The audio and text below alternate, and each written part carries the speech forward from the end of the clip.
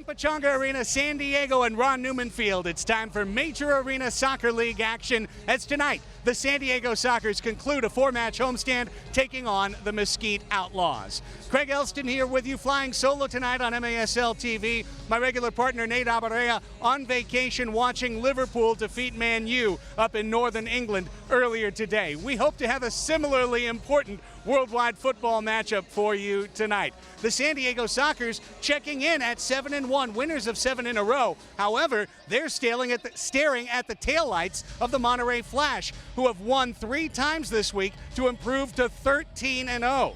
San Diego has only one chance to play the Flash this year. It'll be 3 weeks from now, February, in Mexico. So the Sockers know every single result is critical if first place is going to be fought for this year. Along the way, the Sockers have been playing without some of their top performers. That's going to change tonight. Craig Childs returns from missing 3 games with injury. Also coming back, having missed 4 games, Iram Pollo Ruiz. We're talking about one of the top playmaking midfielders in the entire MASL. He will step immediately into captain San Diego's power play. He'll be taking regular shifts in the middle of the field tonight. The Mesquite Outlaws, meanwhile, an expansion club, are currently in the 3rd playoff position in the MASL with a record of 4-5. They defeated Turlock 5-3 last night to pick up their 4th win. And it'll be a familiar face and a former Socker leading the attack in Jamie Lovegrove. Lovegrove, the pride of Crawley, England, 9 goals, including 1 last night in Turlock. He's been wearing the captain's armband for Mesquite. Expect him to lead the Outlaws' attack. We'll come back. Melissa May has some further injury updates for you, and we'll get you all set for kickoff next. It's the Sockers and the Outlaws on MASL TV.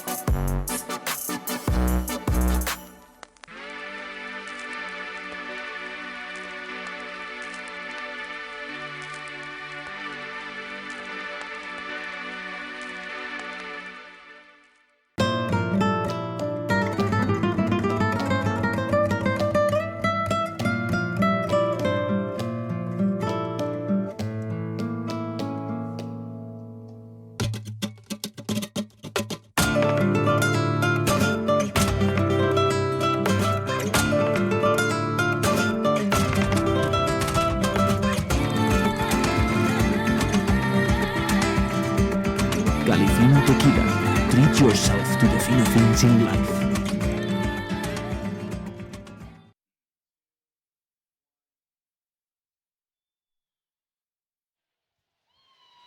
Welcome back inside Pechanga Arena, San Diego, and up in the broadcast booth, Craig Elston here with you, getting ready for the Sockers and the Mesquite Outlaws. The starting lineups have been introduced. Now let's go down to the field, join our PA announcer, Callan McClurg. Once he returned to the States and after multiple surgeries, he was helped during his recovery by the Freedom Station in San Diego and was awarded the Purple Heart for his courage and has recently graduated from USD with a degree in finance. A distinguished Navy veteran for 30 years, he retired as a Command Master Chief. Currently, he works with the Navy League supporting and recognizing local Navy, Marine Corps, and Coast Guard members.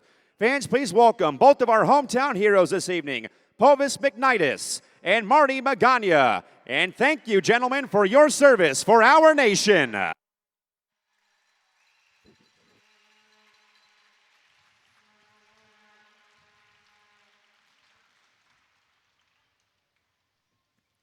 now, ladies and gentlemen, at this time, we do ask that you please rise and kindly remove your hats. And now, as we honor America and our armed forces serving at home and around the world, please welcome to midfield this evening, second class of the U.S. Coast Guard Aids to Navigation Team San Diego, Mike Gallagher, as he presents the Star-Spangled Banner. Oh, say, can you see by the dawn's early light what so proudly we hailed at the twilight's last gleaming, whose broad stripes and bright stars through the perilous fight o'er the ramparts we watched were so gallantly streaming, and the rocket's red glare, the bombs bursting in air, gave proof through the night that our flag was still there. Oh, say, does that star-spangled banner yet wave o'er the land of the free and the home of the brave?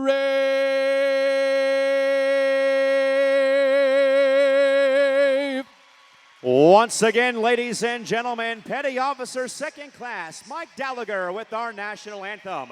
Thank you, Mike, and thank you, ladies and gentlemen. Tremendous edition of the national anthem down on the floor at Pechanga Arena, San Diego.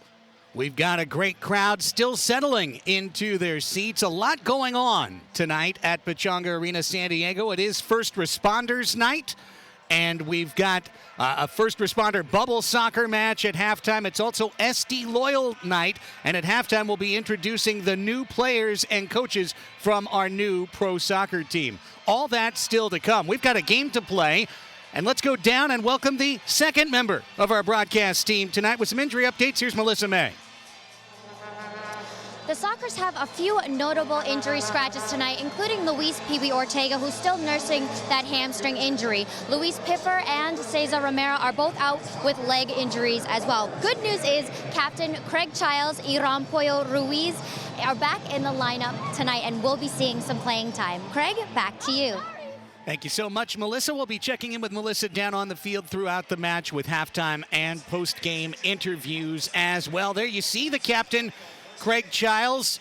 So unusual not to see him at or near the very top of the Sockers scoring ledger. Childs drawing into his 7th of 9 matches tonight. He's missed the last 2 in a row, but the 2 prior to that, he was very limited in his play. So it's almost like he's missed 4 matches in a row, and Craig has not scored in 4 matches in a row, which is his career-long drought. There you see some of our great fans showing their loyalty to San Diego Loyal. And SD Loyal will get their USL Championship campaign started at Torero Stadium on March 7th.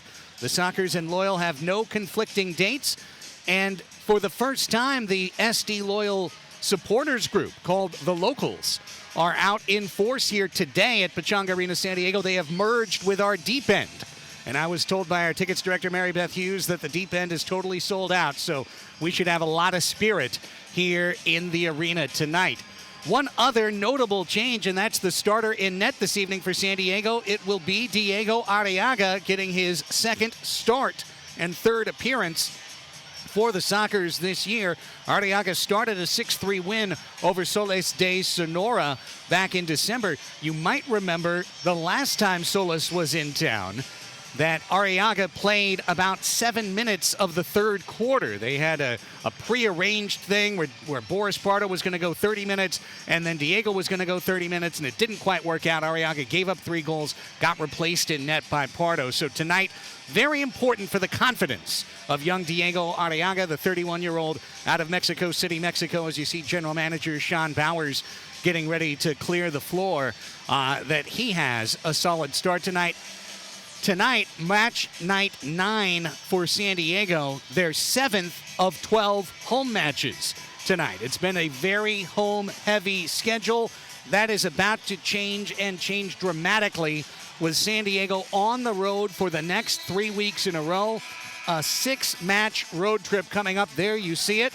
Next Friday at Harrisburg, next Saturday at Baltimore, and then Everyone around the league's calling it the trip of death. A Monday in Monterey, a Tuesday in Hermosillo, a Thursday in Orlando, and a Saturday in Florida against the team that's number 1 in the East, the Florida Tropics. So a lot of entertaining matches coming up on NASL TV. There was also a uniform change prior to the match tonight. Mesquite, which played last night in Turlock, had reported they'd be wearing their whites. They wore their whites last night. Simple story, they didn't get washed. So they turned up today with dark blue uniforms. Luckily, the Sockers had both their kits here. So the Sockers are wearing their normal road light blues with dark blue numbers, white sleeves, white shorts, light blue socks. They will run right to left across your screens in this opening 15 minutes, while Mesquite in their dark blue with dark blue socks, white numbers on the back, blue shorts. They will run left to right. The Outlaws are 4-5, and that's good for third place. In the Western Conference, 6 of the 8 teams in the West have losing records. The 2 at the top, 13-0 Monterey and 7-1 San Diego, have been gobbling up all the wins. Sockers know, as the whistle sounds, that every win is critical if they're going to try and stay in the hunt for first place. An immediate giveaway as Pollo brought it down. Escoto trying to settle in the box, holding tiptoe pass to Pollo, who scores! Welcome back to the lineup, Iram Pollo Ruiz. 14 seconds in. Pollo nets primero for San Diego. Mesquite's goalkeeper is named Eduardo Pollo Cortez. This is Pollo on Pollo violence.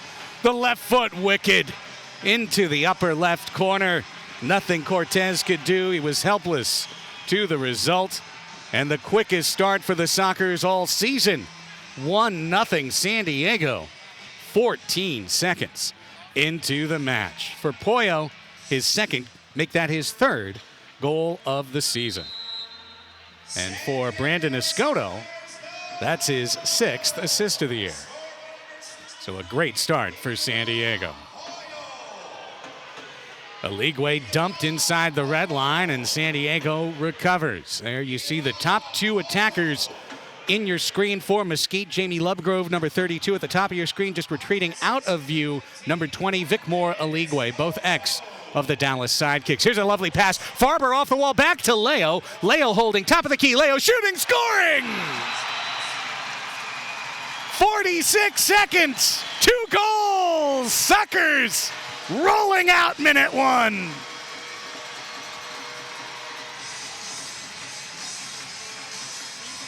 Leo, 7th of the year, a 2-man game. Farber, how clever not to go for goal, but instead deliberately off wall wide left. You might look at that and say, oh, Farber missed. No, that was entirely intended.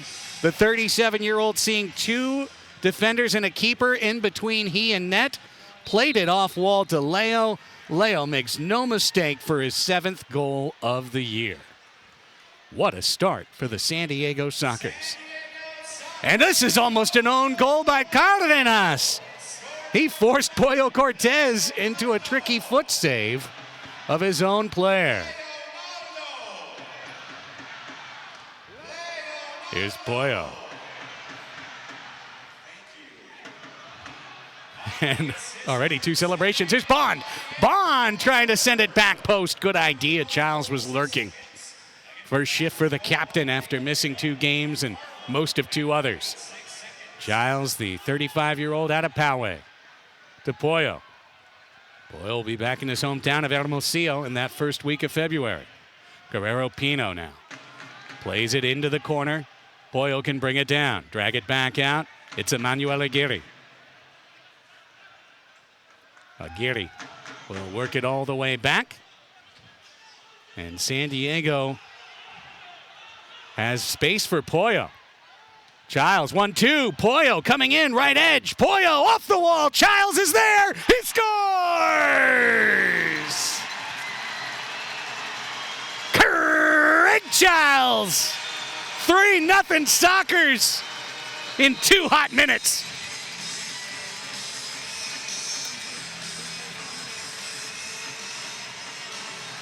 This is the awareness of Pollo again, off the wall, classic.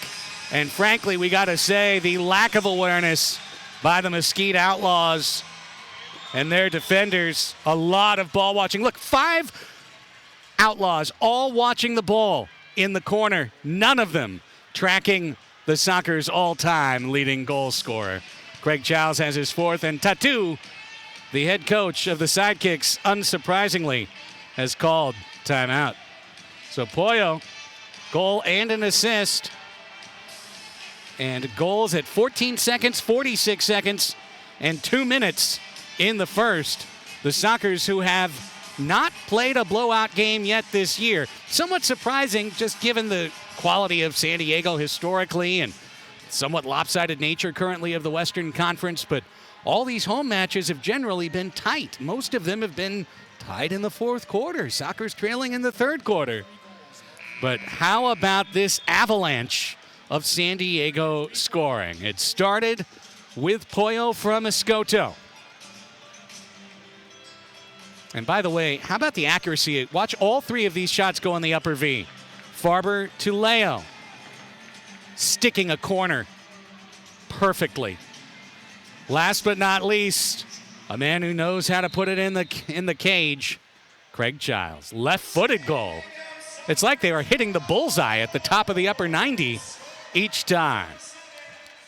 And let's see if the Outlaws, off of the turnover, have an answer. This is where I think it's important to note that last night Mesquite played in Turlock. Here's Cody Ellis. Back to Jamie Lovegrove.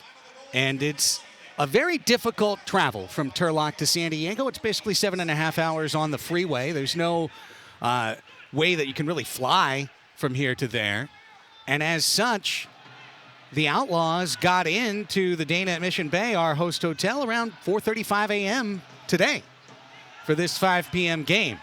And boy, did they look like a team that missed a wake-up call. But now, here's Lovegrove waiting and tracking that ball high off frame. It's going to one-hop over the low wall. Sockers got caught in a poor line change right there.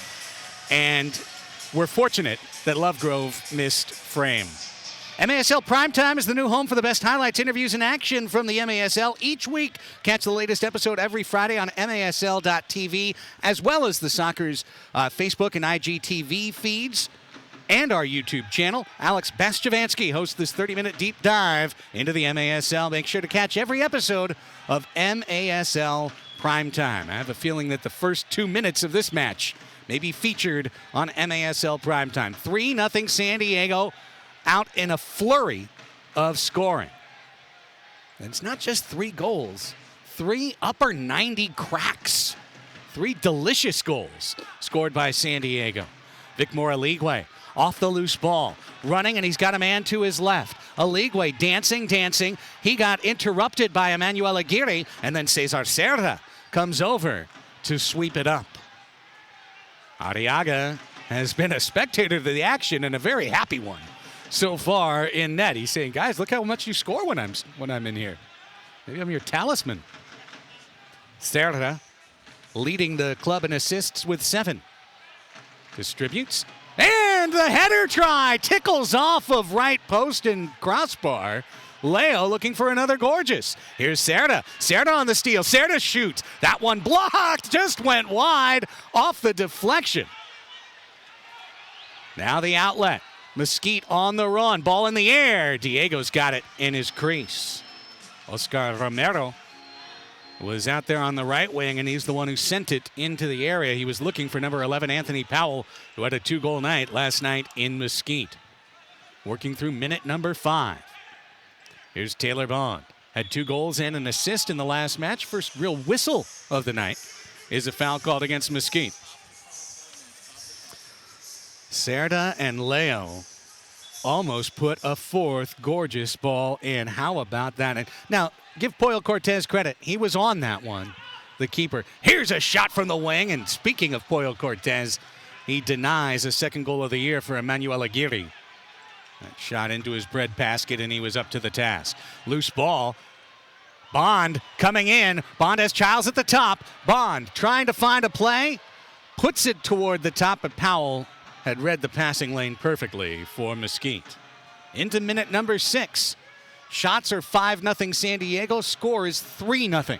Sockers, Pollo, Leo, Childs, all in the first 2 minutes. Long ball, racing in Christian Gutierrez, but then his second touch went into the netting and make that a Gary, pardon me, and that will be top of the arc for Mesquite. So here's the first scoring chance for the Outlaws tonight, and it's going to come on a dangerous set piece. This is where you find the veterans back out on the floor: Lovegrove, Ellis, and Cardenas. Cardenas, good read over there on the right wing by Guerrero Pino. And this ball is in no man's land. Cortez came out to play it away from the hustling Bond. Bradley Balades off the floor as he distributed back to the captain, Jamie Lovegrove. Here's Aligwe, the physical and talented Aligwe, put it into the crease. Tipped away by San Diego. Aligwe maintains pressure as the deep end gets things rolling. Here comes Pino. Escoto let the ball go through. He thought he had a runner on left wing. He did not. Poyle continues the chase against Cortez. Lovely turn out of the corner by Mesquite. And then losing the ball along the way. The battle from Clark Binning, who is second on the Outlaws in blocked shots with 13. Got Bobby Cressy in the house playing the arena organ. We got the deep end in full throat and joined by the locals from the soon-to-be SD Loyal Supporter Club. Fun atmosphere tonight in San Diego. Leo saw this ball corkscrew into the zone. Leo lifts it across. Escoto waiting on the hop, brings it down, flicks it off wall. Can he find a teammate? He can! That shot blocked away by Reza. Reza came racing in, looking for his first of the year. Leo, how about some skillful juggling of the ball? Twice off the knee. Now Poyo was afraid of a handball there. And it's played back, and the Outlaws are seeing pressure, and they're having a hard time dealing with it to get out of their zone. This one is over the head of number 9, Brendan Lee. And the whistle along the wall. Sockers with a chance for that fourth one. A lot of action down around the crease of the Outlaws so far. Tremendous start to this match for San Diego. And quick foul called on Slav there, knocking over Rio Ramirez. You know, it was interesting when I was doing my pre-match prep, talking about this Outlaws club as we take a look at the very simple shove by Slav. It's interesting in that, basically in the creation of the Outlaws, as we see a dispossession by Contreras and then a foul called, Mesquite, as they built this expansion club, went over to last year's Dallas Sidekicks team and poached pretty much their top 5 veterans from that club and made them the first 5 Mesquite Outlaws. Thinking of Ellis, thinking of Lovegrove, Vicmore Aligwe, Sean David, Mitchell Cardenas. These are all players who came from the Dallas Sidekicks. And so you've got this group of 31, 32, 33-year-olds. The veteran 38, Sean David, leads the way. Got a whistle here. And what do we have? We have a yellow card pulled against Mesquite for dissent out on the floor. And that means 5 minutes plus the next dead ball stoppage. And we were just talking about him, the veteran Sean David, the man whose overtime goal ended the Sockers' 48-match winning streak back in 2013 down in Allen, Texas for the Dallas Sidekicks. First penalty of the night. Doesn't affect the personnel on the field. It'll still be 5-on-5. But David sets with a yellow until at least 2:25 left in the first, and perhaps the next dead ball after that. 3-0 San Diego, the score. Finishing my thought on the Outlaws roster, but you look at the rest of it, and this is a very, very young team. Rio Ramirez, 21. Anthony Powell, 23. Oscar Romero, 23. Got a lot of youth. Brendan Lee, 26. So this is a team that's going to learn and is going to get better over time. And right now, even with a 4-5 record, Mesquite is in playoff position currently. First of 2 meetings between these clubs, February 21st down in Texas, just outside the Dallas-Fort Worth area is where Mesquite is located. These two will meet once again. 6:40 on the running clock, first quarter. 3-0 San Diego. Serta lost it for a moment, De Leon, but then stepping in, Farber with a lovely steal at midfield, denying Jorge De Leon a chance to move in on net. Possession time for Mesquite in the attacking third has been very much lacking in these opening 9 minutes of action. Here's Arriaga. Arriaga sending it forward to Leonardo de Oliveira. Drawing the double team. Leo and drawing the foul. Push to the small of the back against de Oliveira. So Craig Childs' 4-match scoreless streak ended in a hurry, didn't it? Here's Pollo, already with 2 points tonight. Bond got out juggled on the ball on the rebound there. Good run by Powell, the 23-year-old. Powell saw Bond come back, get that right leg into the mixer, and dig the yellow pelota out. Pollo turns midfield. He's got Leo, he's got a runner, Escoto. Leo feeding Churras. Here is the man they call Churras, Brandon Escoto. The left footer, back to Leo, high middle. Leo turns it back. Guerrero Pino says, calma, tranquilo. We're ready to go. There's Leo. Great feed by Emmanuel Aguirre, and the ball just hopped up over his waist, and he couldn't bring it down. Leo had that smile of chagrin because he knew he was going to get sent in, courtesy of Emma.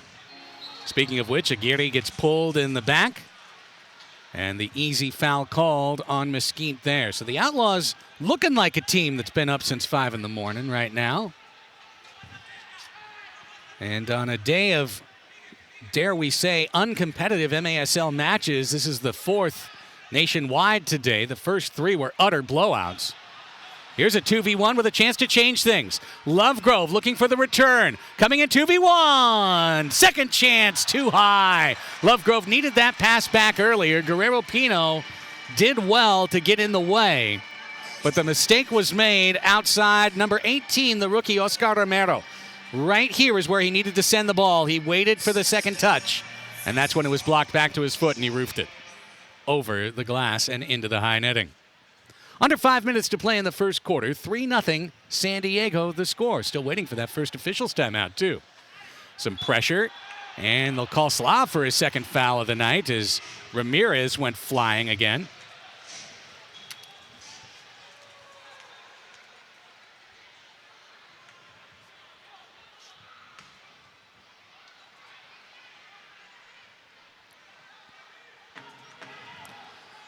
De Leon, little spin, stepping up Contreras. De Leon went to the floor and was hoping for a whistle to be heard. Instead, here's Slaviša Ubiparapovic. That one got over the low wall.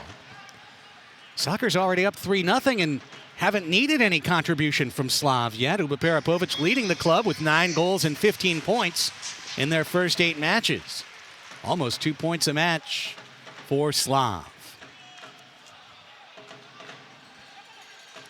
Pino. Back to Arriaga, and now Contreras. Another man will be visiting his hometown in a couple of weeks of Hermosillo. Arriaga sends it forward over the head of Farber. Tracking it down. Farber! Oh, my goodness, almost. Cortez saw it, but Farber went for the over-the-head flick. That would have made SportsCenter, never mind MASL primetime.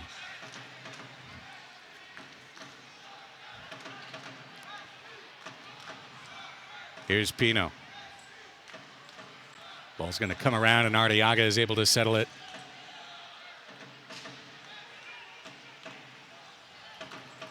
Arriaga says, come to me. No one came to him. The Sockers were in the middle of a line change, so he played it over to Pino and back. Now fresh legs out on the floor with 3:15 left in the first quarter. 3-0 San Diego, all in the first 2 minutes. Crowd's like, what happened? You were on a 115-goal pace. Why'd you slow down? Aguirre back to Pino.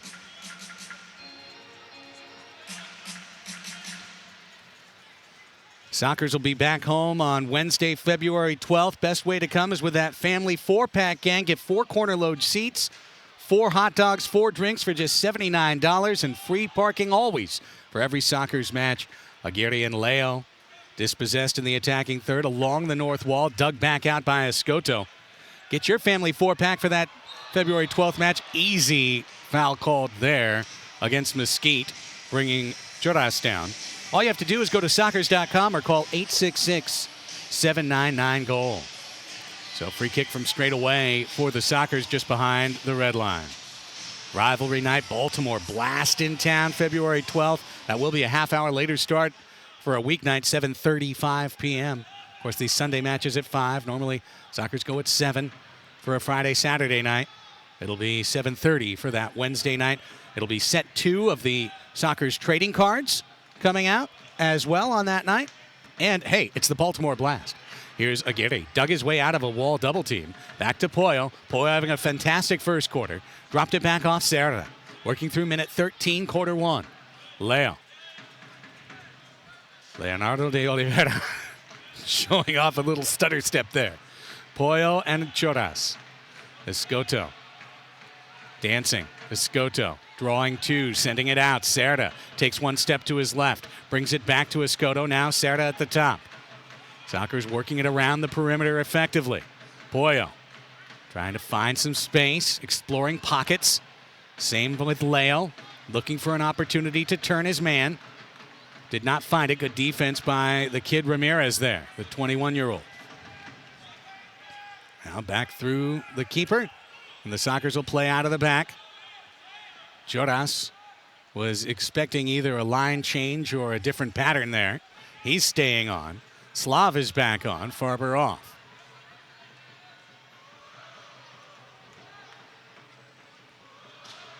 Arriaga. Past the red line, he can distribute. Eric Tovar. Here's Tovar. Tovar, Slav tried to feed it to Farber. Deflected out. We're in minute 15. Final minute of the first quarter. 3-0 San Diego on 3 goals in the first 2 minutes. If you joined us late, you might want to hit rewind here on MASL TV and check out all the action. We'll have the highlights for you later, too. Here's Pino. Pino curves one, looking for Conte. Ball caromed behind him. It's still squirting loose in the corner. Conte works it loose for a moment. 30 seconds at 1 hops into the grip of Cortez. He's going to fire out to midfield, racing across and capturing the ballon is Balades.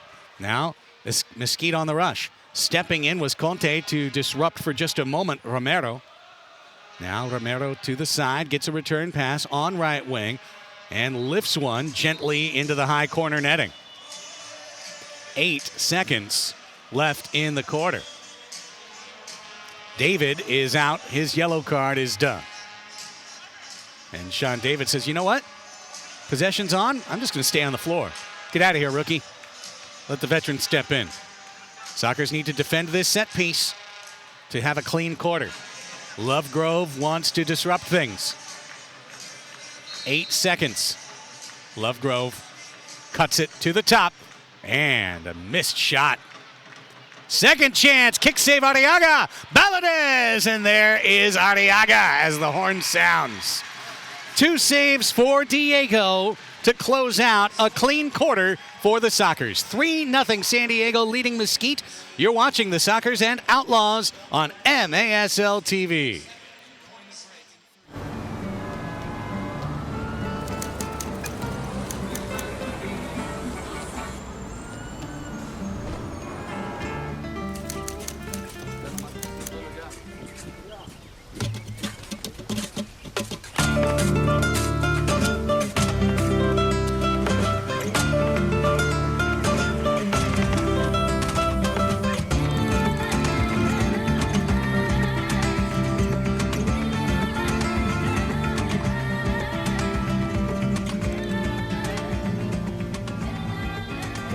Tequila.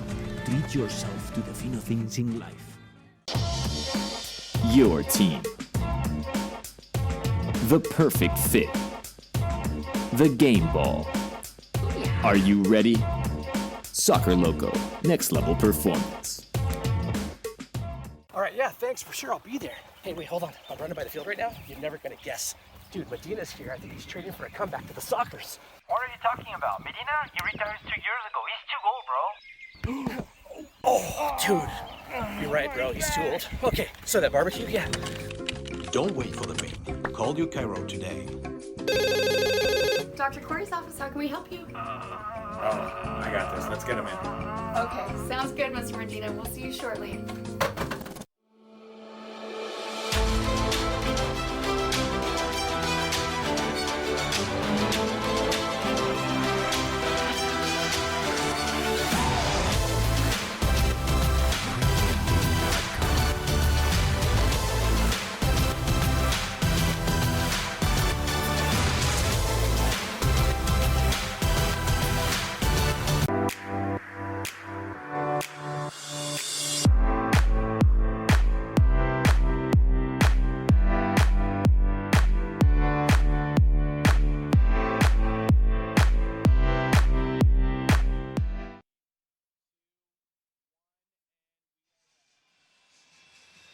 Want to tell you about a couple of podcasts that every arena soccer fan needs to know about. As the Sockers lead Mesquite 3-0, we start by telling you to stay connected to the Sockers all season long with Sockers Overtime, the podcast that gives you an inside look at the San Diego Sockers.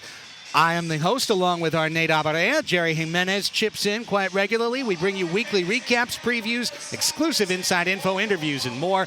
Always presented by 3 Punk Ales Brewing in Chula Vista. Subscribe to Sockers Overtime in your phone today, wherever you get your soccer podcasts. And while you're there, look for the official MASL podcast. Available on MASLsoccer.com, Apple Podcasts, and now Spotify and Google Podcasts. Host Jeff Husted takes you around the league, interviews, storylines, and more. And they look for your questions. Ask the league a question. To be answered on the podcast, use the hashtag AskTheMASL. That's the MASL official podcast and Sockers Overtime, both available in your phone's podcast app. Two teams switch sides. Sockers scored twice in the opening minute, 3 times in the first 2 to take a 3-0 lead over the Outlaws. Now San Diego will attack the western goal. And a giveaway quickly gives Pollo another chance early. Pollo! This time blocked away. Almost had 2 goals in the opening 20 seconds of both quarters. Chasing down the loose ball, Raimundo Contreras. Did the Sockers miss Pollo? I guess. A goal and an assist early in the action today. Official shots in the first quarter, 9-2 in favor of San Diego. The 2 for Mesquite came in the last 8 seconds of the action. Raimundo Reza was a late addition to the San Diego lineup tonight. Emmanuel Aguirre back to the Sockers veteran Reza. Leo. And Pollo. Now Aguirre being brought in. Aguirre stepping to that left foot. Shot blocked away. Good block by Mesquite's blocks leader, Clark Binning. Cortez under heavy pressure. Bends it out. That one, Aligwe. He's going to do battle just inside the red line. Physical battle, and the foul called on Pollo. Something I'm keeping an eye on is the playing time for Sockers captain Craig Childs. He went out there and got that goal. I don't think I've seen him on the floor since. And I wonder, he's been dealing with a hip situation, had a very mild hamstring situation, had a toe that had been bothering him since the start of the year. And you just wonder, has something happened, or are they just going to go easy on shifts? Lovegrove felt contact, or at least felt a breeze behind him, and went down and draws the whistle. Let's see. As Leo stepped out, Lovegrove stepped in. Yeah, he clipped his heel. That's contact. It's really hard to run when someone clips your heel. And Mesquite looking for their first extended possession of the match. It's Anthony Powell, last night's hero. Battle that was bringing the turf up there in the corner between Aguirre and Powell. Sockers have come away with it. There's Childs off the bench. He's on left wing. Bond never saw him. That ball went through, but the whistle sounded before. And it was a contact to the face by Bond on his defender, denying a ball that eventually rolled in. The ball was shot after the whistle as we watch Bond on the attack. Ramirez was the man there. And, you know, both guys had their arms up. And the whistle sounded. We've got a veteran officiating crew, Mark Kadlicik and Kia Depina, out there today. Our assistant referee, Dennis Vargas. Saul Rojas is the 4th official in the penalty box. The men in red today. Only 1 yellow card, no blues yet so far tonight. That ball over the bench wall and out of play. Want to say thanks to all the folks who joined us on our San Diego Sockers Social Summit. Our 3rd one that we've done, and first one this year. Brought in a number of great Sockers followers on Twitter for a special pregame party. Here's Lee. Lee's shot. Great save by Arriaga. Got the right mid out. Aligwe. He'll try. And Arriaga up to the task again. Cat-like. Pouncing. Finishing that thought. Follow the Sockers on our 2 social channels. Follow us on @San Diego Sockers as Aligwe gets whistled there. That is on Instagram as well as Twitter @San Diego Sockers. And habla español. follow us at Somos Soccers as we look at Arriaga's first true test tonight. Lee, good cross shot across his body, going from right to left. Arriaga, tell you what, you watch him in training, and I do, up at Bradley Park in San Marcos where the Soccers train. He's a shot stopper. Kid can stop shots. I think he got in a little trouble in his first 2 appearances by being very aggressive outside the crease, almost, if not panicked, hyperactive out of the crease. And a very calm, very much in control Arriaga. And a great feed here for Gutierrez. Gutierrez had the ball deflected away from him out of the air. And now it's a race. Aligwe trying to drag it down. Conte brought down. David picks up the loose change. Finds Aligwe a step away from a tap-in. And the Soccers dig it out. Sportsmanship between Arriaga and Aligwe. But here comes the rush. It's 4v3. It's Cerda. Cerda working it to Childs. Back to Cerda. He scores! Craig Childs slow to get up, but Johnny on the spot with a perfect one-touch pass, and Cerda finishes for his 3rd goal, 10th point. Sox are on a roll, up 4. Look at Childs creating the space and recognizing, and then taking a hit afterwards and toppling to the turf. Escoto triggered the rush, found Cerda off the bench, and it's the smarts of Childs. Get out of the way, create the path, and let Cerda finish. And at 3:53 of the second, 1, 2, 3, 4, Sox are on a roll. 4-0 San Diego. And not bad for the captain, who's played about maybe a minute and a half in this game. He's got 2 points.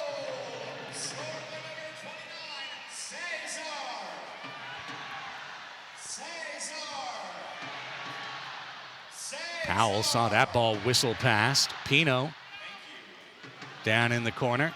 Boxed in. Arriaga has it at his feet. Lovely pass out. Found Leo on the run. Leo has a runner. It's Farber going ahead. Leo's waiting. He drew 2. Tried to dig out between the 2 of them. Cardenas now lost the ball to the top. Aguirre. Too high. And if he had been watching MASL TV and seen the replay between Childs and Cerda in the give and go, he would have known to give it to Farber and head down the middle.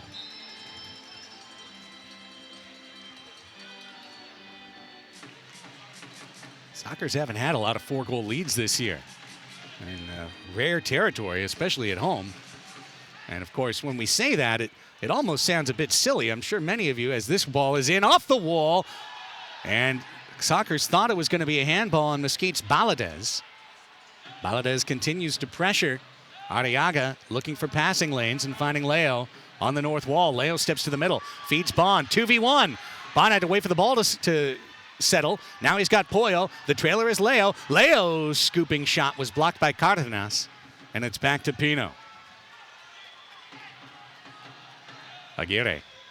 They call him Emmanuel Aguirre. 9:45 to play in the first half. It's been all San Diego so far. A 4-0 lead over the visiting Outlaws.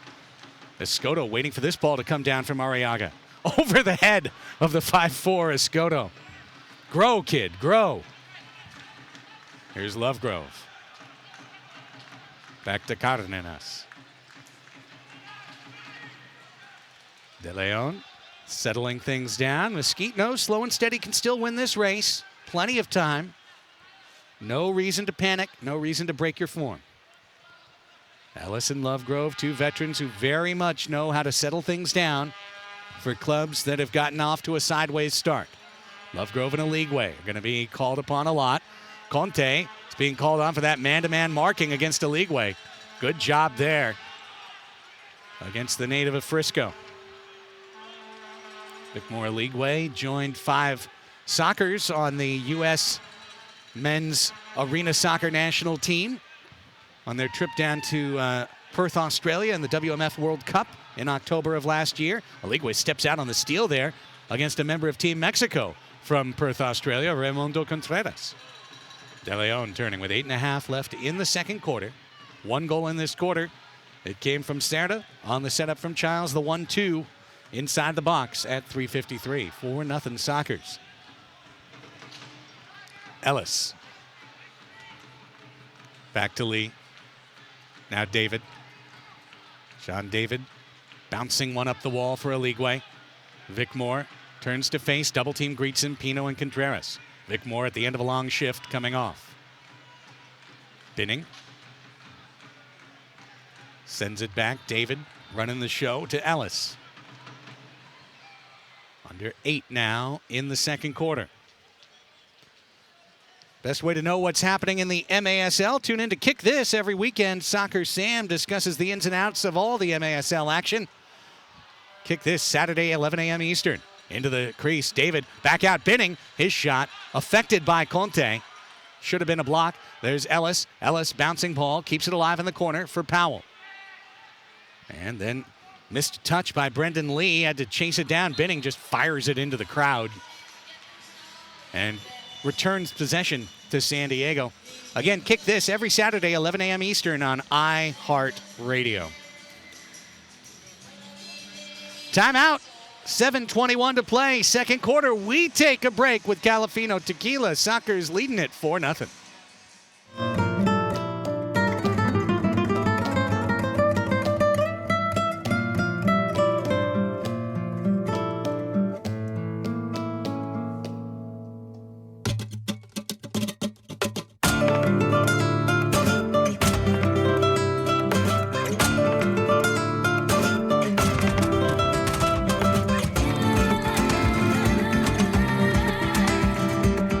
Califino Tequila.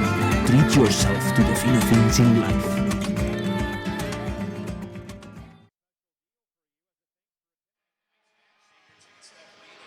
Head coach Phil Salvaggio talking to his Charges. 4-0. San Diego leads Mesquite. We've got a terrific crowd on hand on this Sunday night.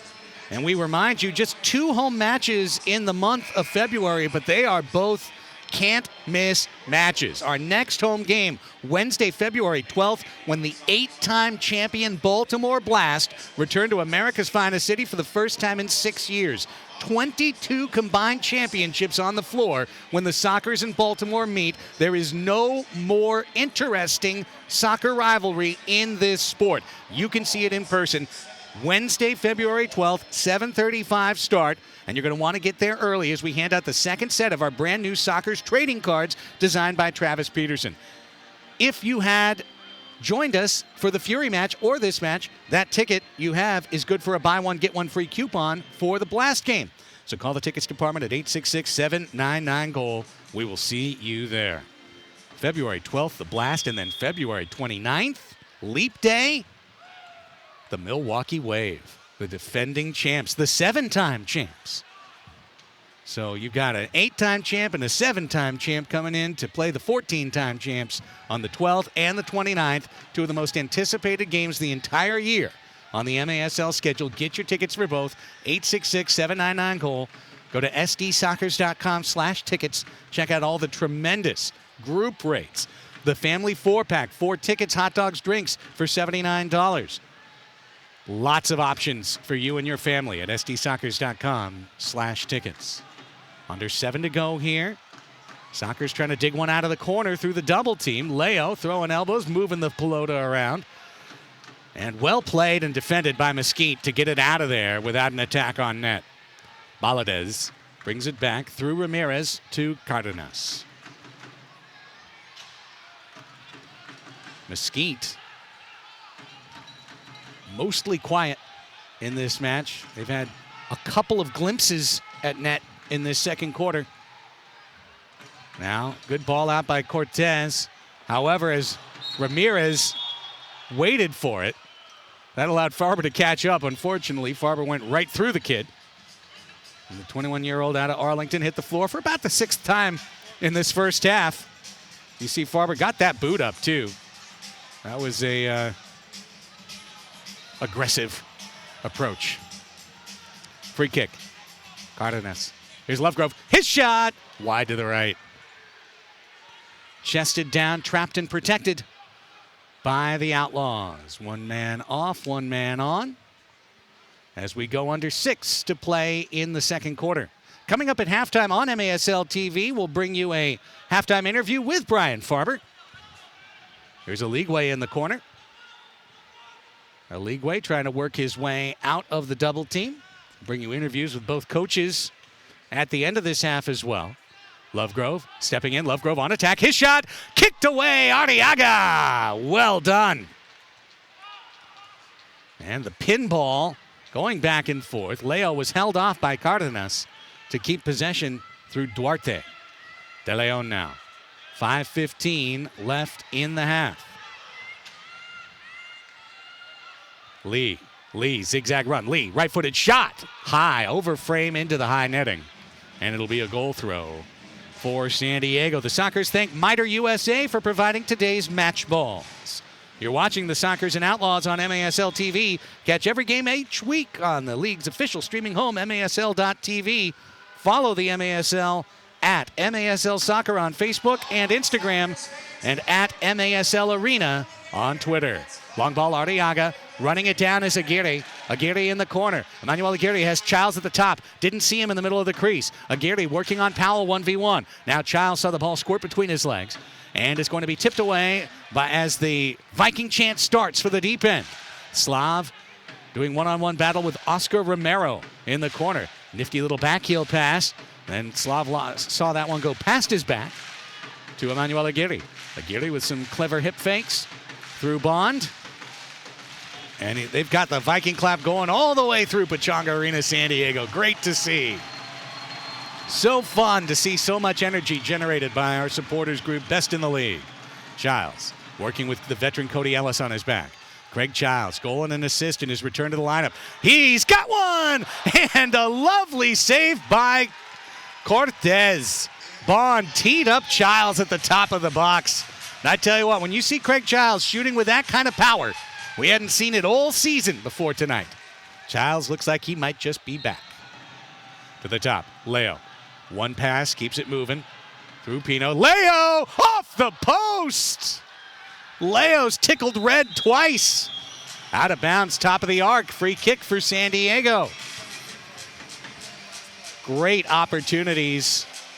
First, you see Leo takes the one touch, just wide. About 3 inches wide. Childs tried to bring it down out of the air, but when he did, Mesquite cleared it. Defensive clearance, free kick. Childs fakes, shoots. Deflected, corner kick coming. One of Craig Childs' favorite free kicks is the hesitation. Look for the wall to break. Right through the wall. That time the wall stood strong enough. Under 4 minutes to go now in a clinical first half for the San Diego Sockers. Slav. Childs. Blocked. They'll do it again. From the same corner dot, the same set piece. Slav. Thinking. Childs. Faking. Top of the arc. Leo shooting. Wide.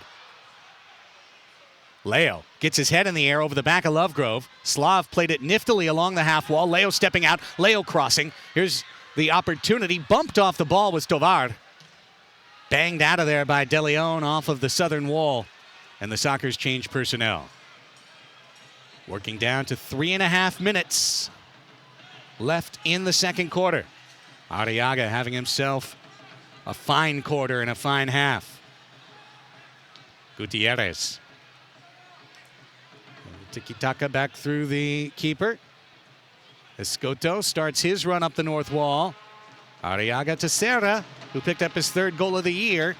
The only score of this second quarter so far. Arriaga. Minute 27 expiring into the San Diego night. Childs drew a double team. Ball squirted past him. Lovely pass to the middle, looking for De Leon. Now that one read and stolen. Serra, chance to break the other way. Serra has his players fanning out. It's Gutierrez dropping it back for Conte. Ray Contreras tips it, looking for Childs. Smart idea by Conte. Childs had a look of support, but Cortez was able to find the ball. And then his pass intended for David missed everybody and one hopped over to Cowboy and Gabe Klum over there. Two Sockers diehards. Under 2.5 to go in the second.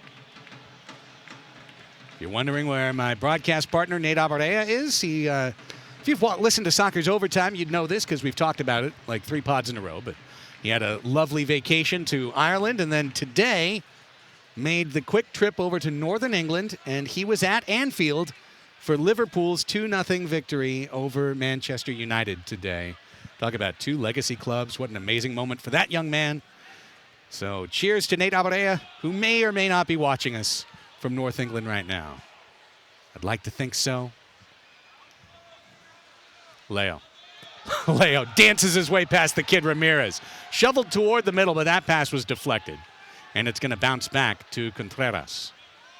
Also coming up at halftime, not on MASL TV, but for the fans in attendance, the San Diego Loyal will be rolled out and introduced, including their team manager, a kid by the name of Landon Donovan, former Sockers rookie. Contreras back to Cerda. And the Sockers possessing, and this is just what Phil Salvaggio, the head coach of San Diego, absolutely loves to see.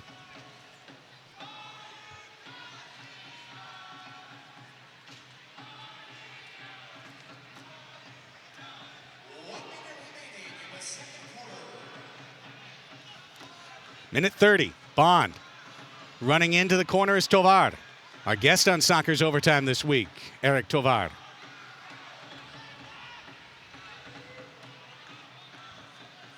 And the chant and song coming up right now from the deep end is, "Are you Dallas in disguise?"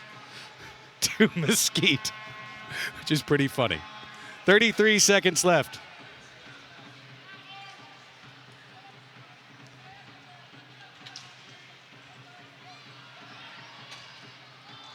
"21 seconds, Cárdenas.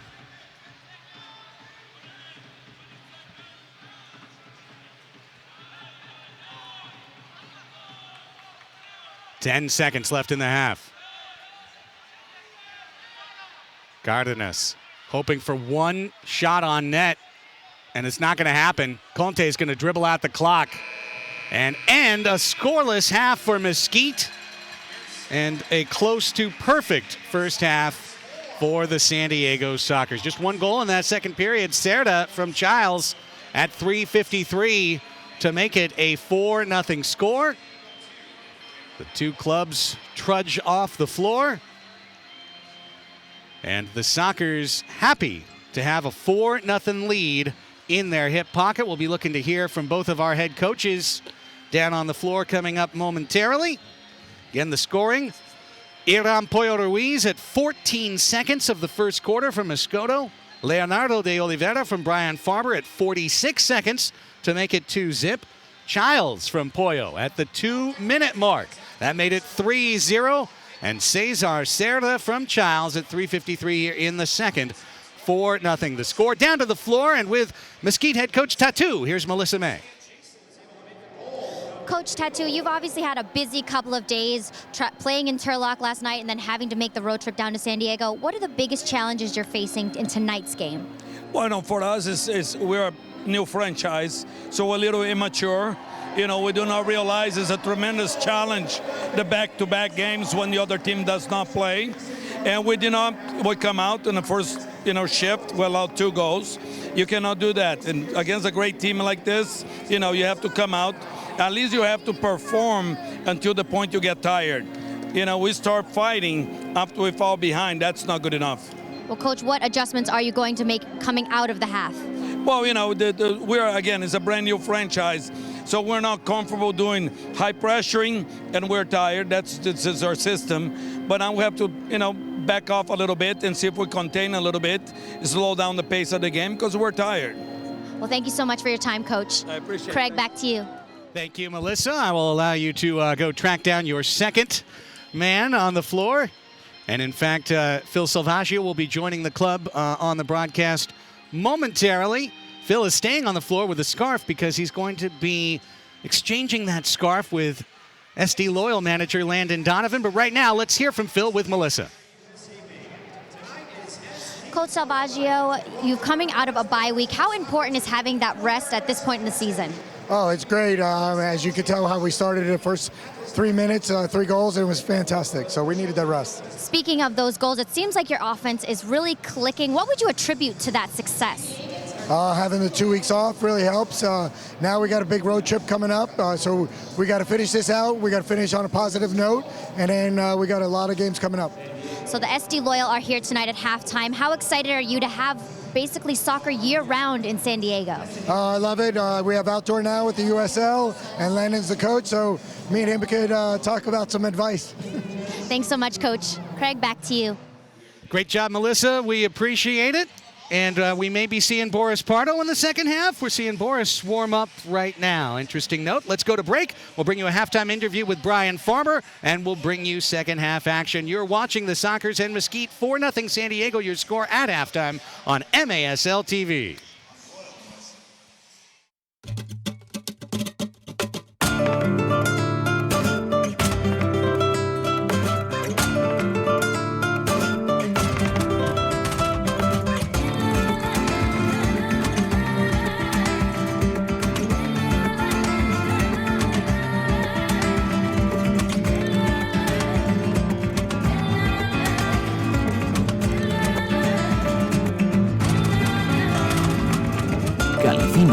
Treat yourself to the fino things in life.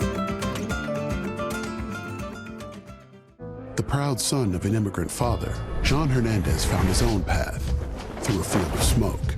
John found his fighting spirit in one of the most dangerous jobs in the world, a job few are willing to do. Modelo, brewed for those with a fighting spirit.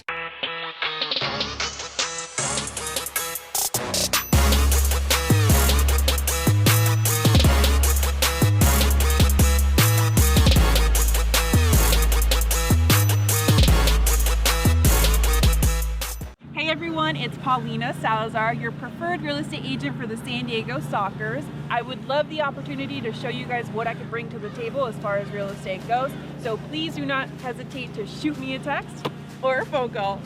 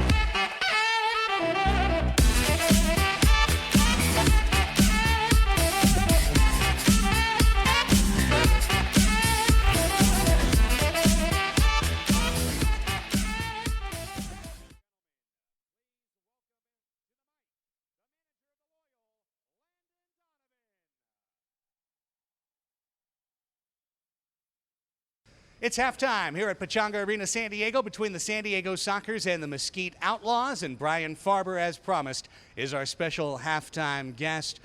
Farbs for this club, 7-1 right now, winners of 7 in a row, leading into this evening's action.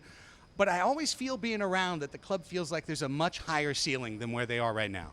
Yeah, we've just not found that groove where we've been able to put a team away and get, those extra goals when we need them. So every game seems to be tight, and we gotta figure out how to jump ahead, stay ahead, and make it easy on the fans. It always seems to be really stressful in the third and fourth quarter, and we'd like to simplify that. The Sockers at home have made a habit of playing these close games. On the road, over the last couple of years, it's really been a different story. The Sockers were perfect on the road last year.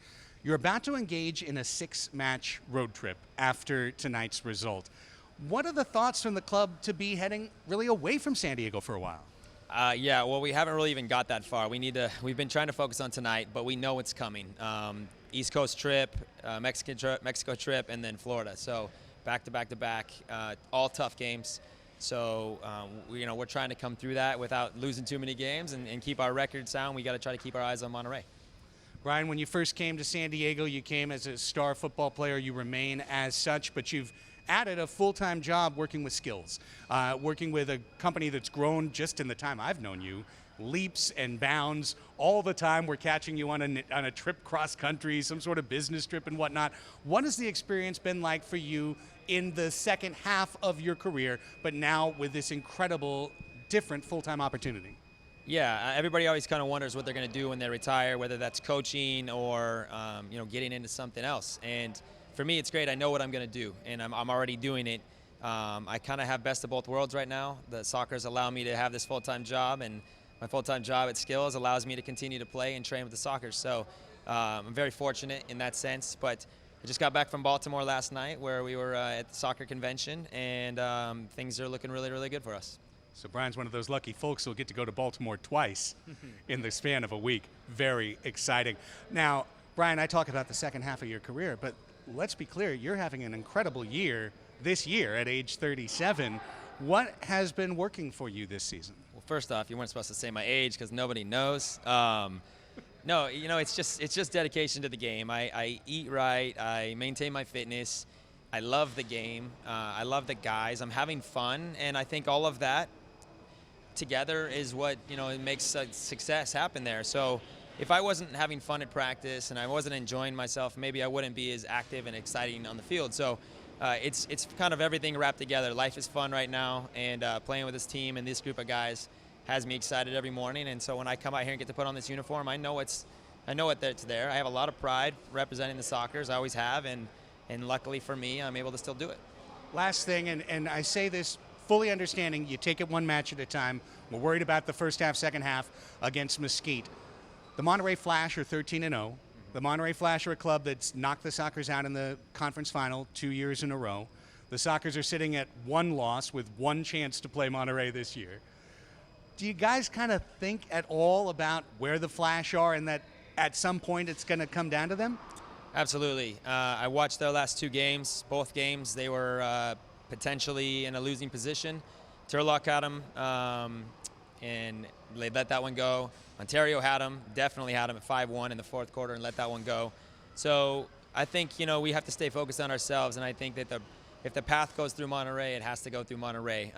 We need to stay healthy and peak at the right time, and again, try not to worry too much about them. But yeah, it would be great if somebody could give them a loss and make it a little easier for us. But we're looking forward to when we get a chance to play them. Brian Farber, our guest here at halftime. We're going to come back, bring you the first half stats and highlights. Kick off that third quarter next on MASL TV.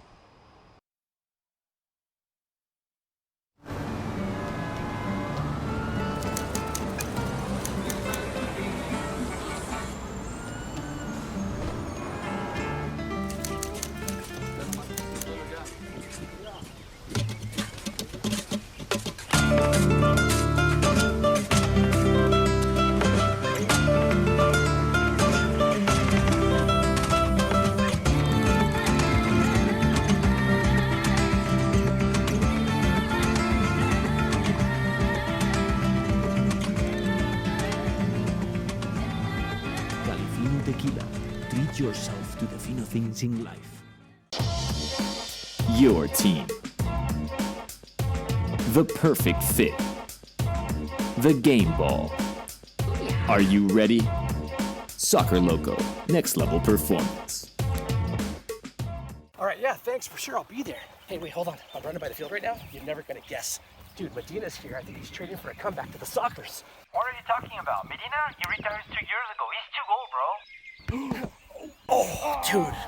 You're right, bro. He's too old. Okay, so that barbecue, yeah. Don't wait for the pain. Call your Cairo today. Dr. Corey's office, how can we help you? Oh, I got this. Let's get him in. Okay, sounds good, Mr. Medina. We'll see you shortly.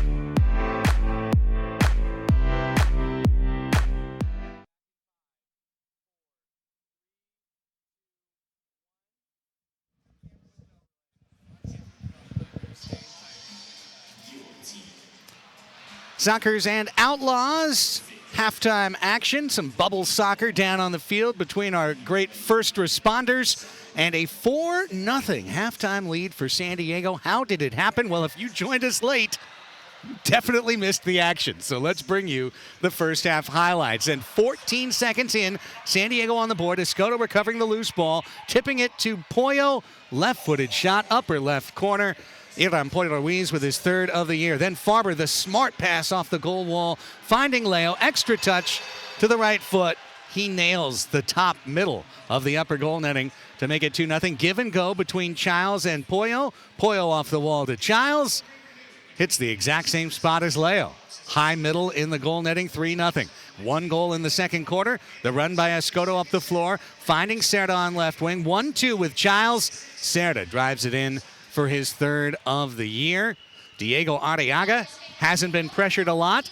Almost picked up an assist on a Farber nifty flick try from behind. Cardenas gave it away to Childs. And Pollo looked for his. And a good block there by Mesquite to deny a 5th goal for San Diego. Pollo Cortez, Eduardo Cortez, the keeper. An excellent two-handed stop to deny San Diego. And Arriaga, 30 shutout minutes, including this stop, 5 saves for Diego. A lovely right glove swat. And San Diego with the 4-0 lead. Shots in the first half, 16-5 in favor of the Sockers. Childs and Pollo are your scoring leaders, each with a goal and an assist. We did mention to you that at halftime, we saw Boris Pardo warming up. And the only other time we saw that occur was that one match we talked about at the beginning of the broadcast against Solis de Sonora when Arriaga stepped in for a minute and stepped back out for a few minutes. But at that time, we saw Arriaga and Pardo warming up on the floor, and we were like, what's going on? So we'll keep an eye on it. But I have a sneaking suspicion that we're going to see both keepers tonight, and that Pardo's going to come in for let's call it the 3-inning save. Long relief style. And we'll see. By the way, they don't have saves. They don't have they have saves, like saves, block the shot, save. They don't have saves like Trevor Hoffman, Mo Rivera, Kirby Yates, etc. Shout out Kirby Yates at Kawhi Kirby. MASL Primetime is your home for the best highlights, interviews, and action from the MASL each week. You can catch the latest episode every Friday. You can find it on the Soccer's YouTube channel as well as their Facebook page and IGTV. And you can find it starting at 2 p.m. every Friday on MASL TV. Alex Baschevensky hosts the 30-minute program, a deep dive into the MASL, highlights from all the games, interviews from around the league, players, coaches, broadcasters. It's a tremendous addition to the MASL media cabinet this year. They have a video show as well as a podcast, the official MASL podcast at maslsoccer.com, Apple, Spotify, and Google Podcasts. Ask them a question using the hashtag AskTheMASL. Both clubs back out on the floor. We'll keep an eye. I see Pardo's got his gloves on. That's generally an encouraging sign. Arriaga is going over to the bench. So let's go ahead and call our shot. Pardo is taking over for Arriaga in the third quarter.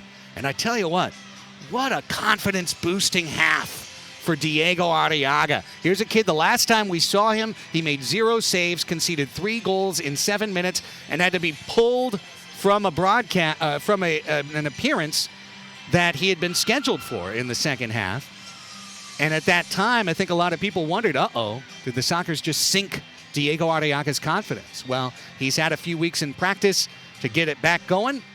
And Arriaga now, if this is it for him tonight, a perfect 5 for 5, 30 shutout minutes, doesn't get a lot better than that. So an exciting development in net, I would say. Phil Salvaggio making that strategic decision, and it looks like this time that bet paid off in spades. We were hoping to hear from Melissa May down on the floor with Renee Ortiz. We're going to miss that. We're going to tell you instead here at Ron Newman Field that today would have been head coach Ron Newman's 86th birthday. Of course, Ron passed away at the beginning of last season, but the greatest head coach in the history of this sport with 10 championships in 11 seasons, Ron Newman. The field is named after him, and we say happy birthday, Coach Newman. 86 years today. Of course, passing away 2 years ago at the age of 84. Soccer's last home match for a while. Next weekend at Harrisburg and Baltimore, and then at Monterey, Sonora, Orlando, and Florida the first week of February, returning home February 12th against Baltimore Blast. There's Pardo in net. We are back underway with 15 fresh on the clock. Third quarter action, 4-0. San Diego with the lead. De Leon battling with Escoto and Pollo out of the corner. Stepping out and shooting, and Pardo's tested in the first 20 seconds. Punching away a Cody Ellis half volley. And the Sockers get Pardo right into the swing of things. Here's Pollo. He's found Escoto. Chudas! One-handed save, Cortez. Lovely work as Escoto went across his body on that twister and then gets called for a foul at the end of the play. Escoto, who's had a tough time lighting the lamp this year, just 3 goals for a first-team All-League performer last season. Thought he might have one right there.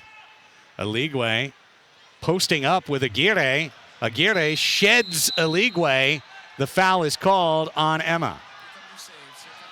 Take a look at Escoto, and it was a great setup by Pollo, running it right through the defense. How about that? Wrong-footed. Pollo Cortez had all his weight on his right foot, had to reach out with that left paw. That was a dynamic save. This is a goal rattling off the wall to De Leon from Cardenas. The Outlaws open the scoring 54 seconds into the third quarter. Let's watch the topside defense for San Diego, and Aguirre hoping that he was going to get the leg out on that shot. And instead, a lucky pinball there for Mesquite as De Leon was waiting. And he just got the leg out as the ball came off the goal wall to shunt it in. So 54 seconds of the third quarter and no shutout dreams for San Diego. De Leon, his 5th goal of the season. And Cardenas picks up the helper, his 5th of the year, which leads all Outlaws. And just like that, we're back to a competitive match. Took 1 minute. And the Outlaws know that they're back in this thing. And one more and they'd be back in it pretty much all the way. So the Sockers, who probably had a very happy halftime, now realize they're back in it. They're back in the mixer. Deep end trying to re-energize this soccer crowd at Pechanga Arena, San Diego. Slavicia, it's been quiet so far. Will Uba Parapovic be speaking in this third quarter? Uba Parapovic has had a point in all but one match for San Diego. Bond on the long forward from Pollo. Bond working off the northern mid wall. He's going to play it back to Pino. Pino in offensive midfield. Back to Aguirre. 2-man game between the defenders. Now it's Pollo. Pollo has looked super sharp in his return to the lineup tonight. In addition to his 2 points, he's created a number of other chances. Here's Leo. Leo with the overlapping run. Bond. Bond working with the outside of the left foot. Tips it top of the arc. It's Pollo. Pollo in tight quarters. Gets it back to Bond. To Leo. Leo tried to tiptoe it to Bond. Bond takes a tumble. And the Outlaws have the ball, and Bond comes charging back and draws the foul. Not a surprising result right there. The Sockers thank Miter USA for providing the official match balls for the MASL. Early third quarter, and Mesquite knows one more goal will truly reinvigorate the visitors from outside Dallas-Fort Worth. A couple of high boots looking for that ball. Lovegrove is going to settle it down.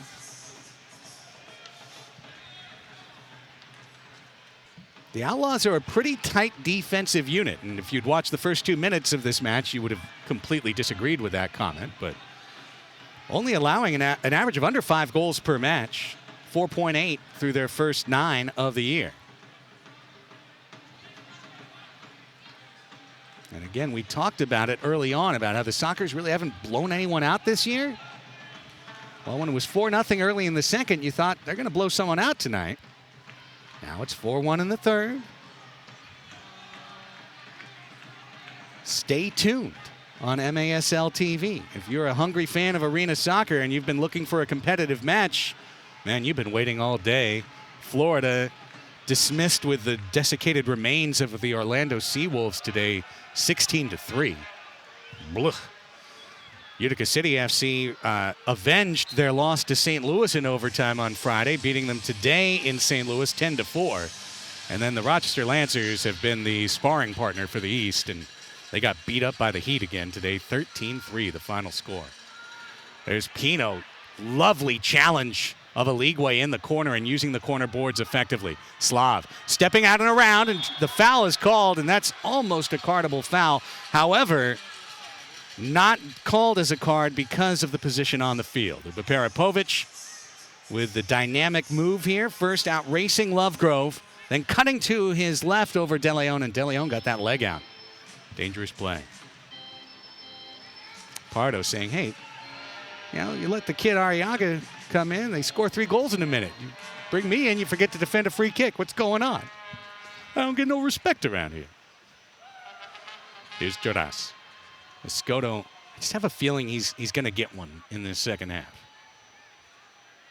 He's certainly been waiting. Cerda. Cesar Cerda back to Pardo. Energy waning momentarily at Pechanga Arena, San Diego. Chance to reinvigorate. Leo trying to send in Escoto. Cortez has the ball at his feet. Now he just kind of lifted one blind through the middle of the air. However, it did not come down to a San Diego boot. Aligwe controlling in front of the Sockers bench. Has Tovar all over him. And as Aligwe steps off, it's played around through Mike Jones. Now, here's Romero. To the veteran Lovegrove. Out to Jones straight away. Cardenas watches and waits. Long ball, good idea. Header is just wide. Tovar flicks it out of the crease. Contreras down to Churras, who's been out there for a while. He's about to head off. Heads off, Farber heads on. That ball headed down, knocked down. Contreras there to keep it away from a counterattack.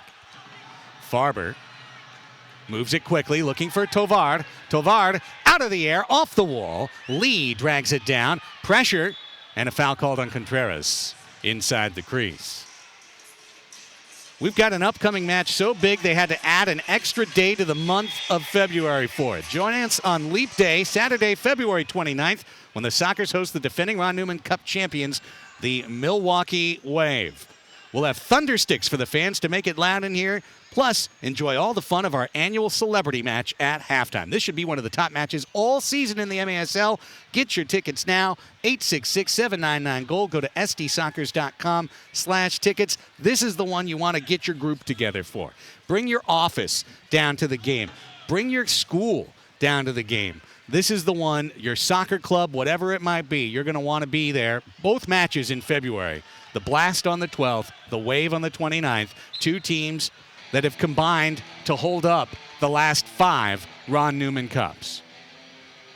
And the Sockers will take on all comers. What does the rest of this match have to offer? Will San Diego just pull out a workmanlike victory? Will Mesquite have an answer coming up in this second half? Or can San Diego find a way to pull away? The questions remaining to be answered on MASL TV Live. Craig Elston with you, wishing well to my partner Nate Abarea across the pond. You know, funny story. Oh, here's a steal. It's Baladez coming in. Baladez robbed Emma and scores. And just like that, one of our questions has been answered. Mesquite is back in this thing all the way, robbing the Sockers blind in the back to make it 4-2. It was Emma 1v1, and Lovegrove just took it away from him. Emma had his eye off his defender and make it Baladez. And then, really, it's just 1v1 against Pardo at that point. And it's pretty hard to blame it on the defending keeper of the year. Did get beat to the short post there.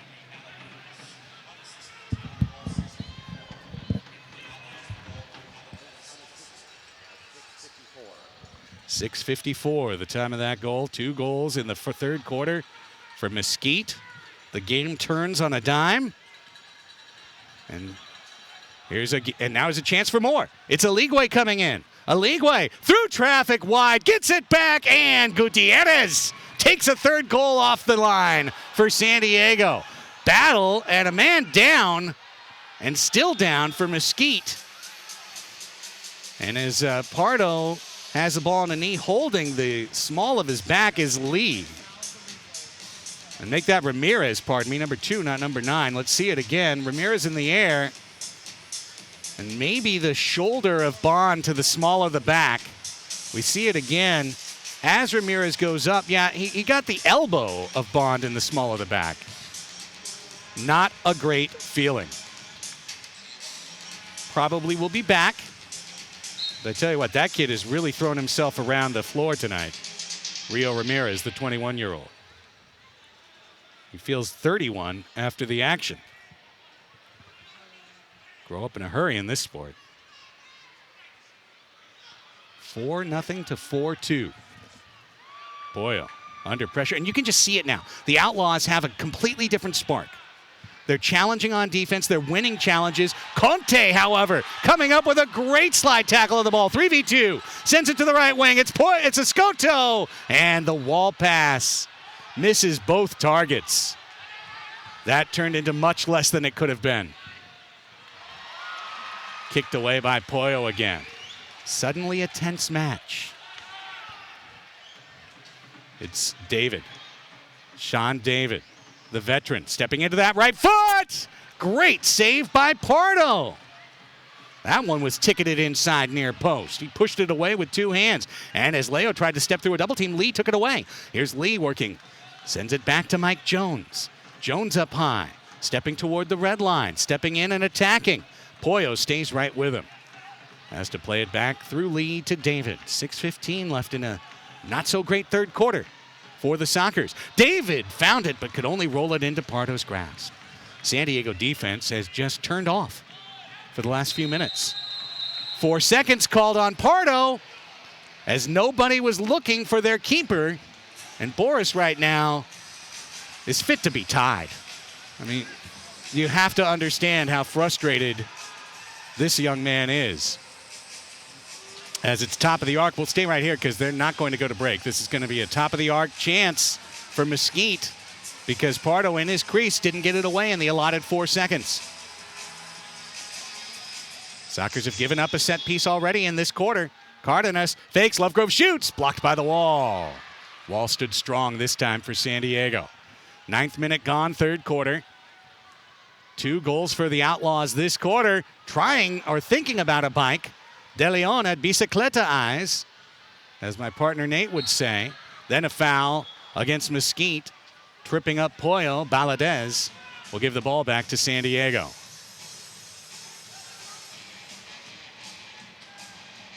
Well, you talk about halftime adjustments. Melissa May was asking Tattoo about that, the head coach of Mesquite. I think it's pretty clear that one team got the fire lit at halftime and the other one just let it simmer. They're roasting some marshmallows in the Sockers locker room. Slav finding Tovar. Some players who have been essentially silent tonight that you expect a lot from on the offensive third. Here's Cerda. Cerda working the outer perimeter of center circle. Over to Escoto. Escoto trying to step through the challenge there by Baladez. Double teamed and on the floor. Cody Ellis came away with the ball for Mesquite. Under 5 to play in the third quarter. Aguirre, who's had a rough quarter. De Leon. Cerda steps up. Cerda takes it away. Working through the middle, Cerda went down and lost it. And there's a leeway in the middle, and the ball just skipped past him. Still on the attack. Danger now. And Aguirre gets pushed into the wall. Not a cardable foul, but one that will give away the Outlaw attack. Where's the Sockers' offense this quarter? Can they speak late after sitting quietly like an 8th grader in a history lecture, asked if they have any questions?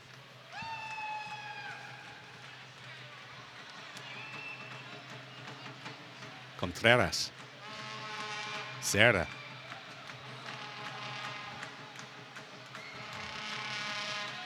And it really feels like this crowd is waiting for San Diego to do something.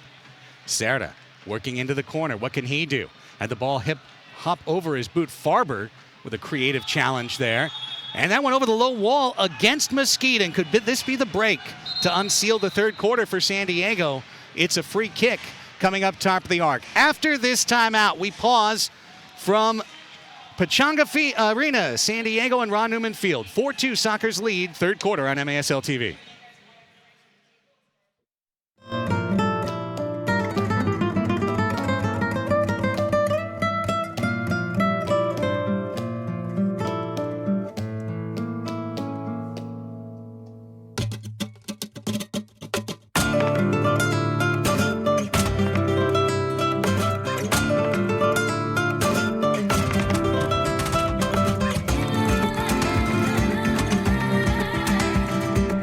Califano Tequila.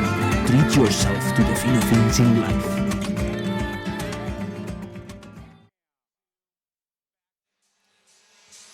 Save big on a great evening out for a group of 20 or more and experience the electric atmosphere of a Sockers game day in a whole new way.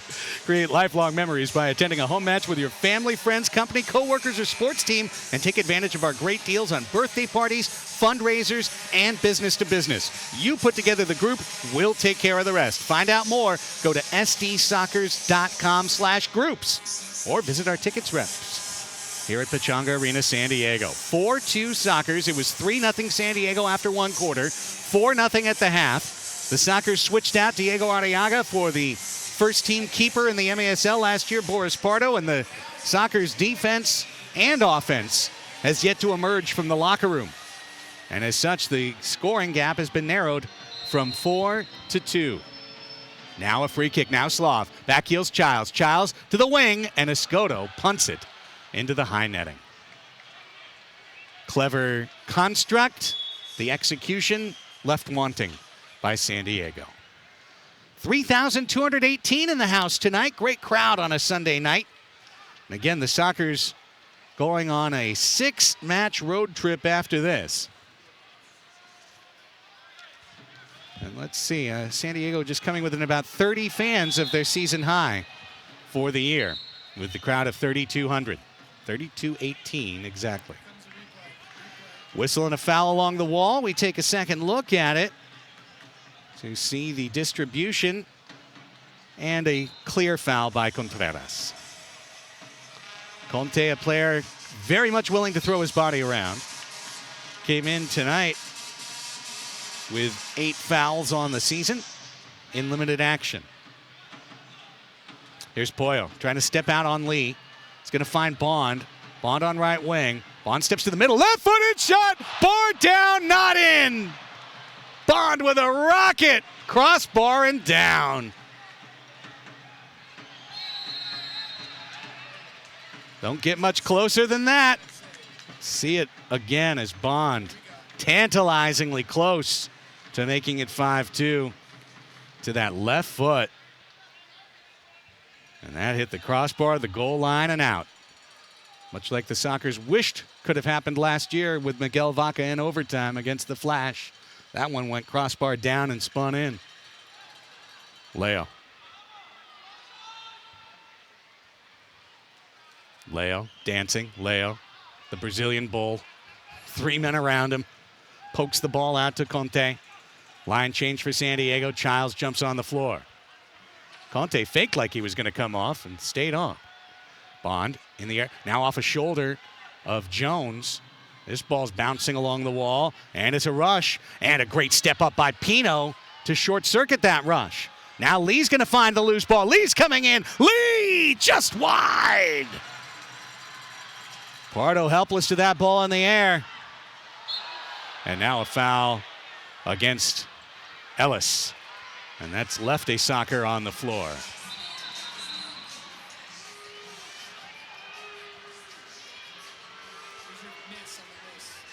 This was Lee on the attack. And now watch to the end of the play. Oh, we just missed it, but it was Poyo who was down. Poyo's back up. He's okay. 2:11 to go in a third quarter that the Sockers are going to want to flush promptly unless they can come up with something special in the final 2 minutes. Ellis heads one back offensive midfield.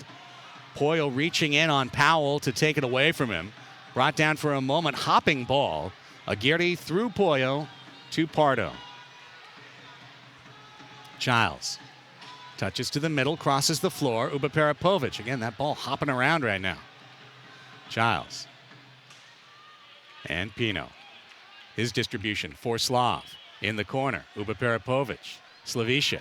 Back to Aguirre. Aguirre. A couple left footers working there on the north wall. Sockers have 3 left footers on the floor right now with Slav, Aguirre, and this man, Choras. Brandon Escoto. Over to Slav. Slav bracketed. Back to Aguirre. Sockers possessing. 1:11 left in the third quarter. Blowout tonight? No, sir. San Diego's in another nervy match. 4-2, and they're -2 in the second half. Pardo. Giles. And bumped and fouled is Aguirre.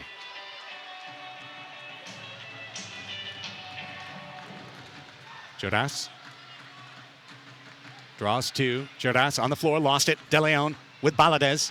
Baladez coming in off the wall. Just played the angle like a pool cue. But Pardo was there to read the angle. The ball over the head of Giles, and Cortez will come out to handle with 35 seconds left in the third quarter. Jones surveys. Baladez calling for the long ball, and that ball missed badly and went over the low wall out of play. Time for Sockers magic in the final 29 seconds. Reza chips one. That will one hop and go out, and the Sockers and Outlaws trade ill-aimed passes. 22 seconds. Poyo and Escoto on pressure. Taken away for a moment. Reza pushed it back. Cardenas was streaking, hoping. Now Lovegrove. One more chance. Lovegrove. Lovegrove with space. Shoots. Knee save made by Pardo. And as Childs tried to head it back, Lovegrove tried to take it out of the air against him. Pardo will throw at the last second and clean out the clock. A disappointing quarter for San Diego. They concede quickly. De Leon on a set piece. Bouncing one off the goal wall and in, unmarked. At 54 seconds, Baladez steals from Aguirre, comes in one-on-one, and scores at 6:54. 4-2 San Diego. Timeout.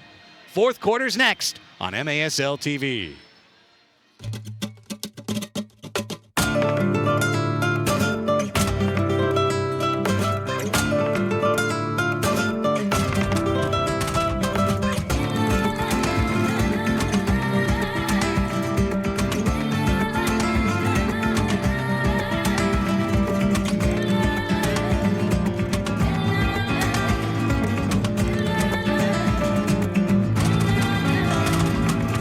Califino.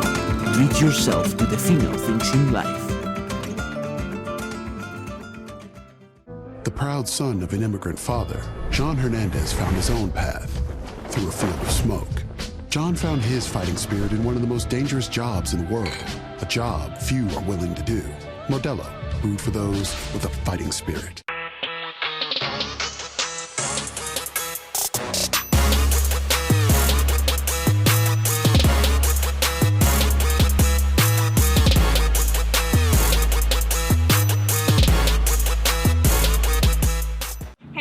It's Paulina Salazar, your preferred real estate agent for the San Diego Sockers. I would love the opportunity to show you guys what I could bring to the table as far as real estate goes. So please do not hesitate to shoot me a text. or phone call.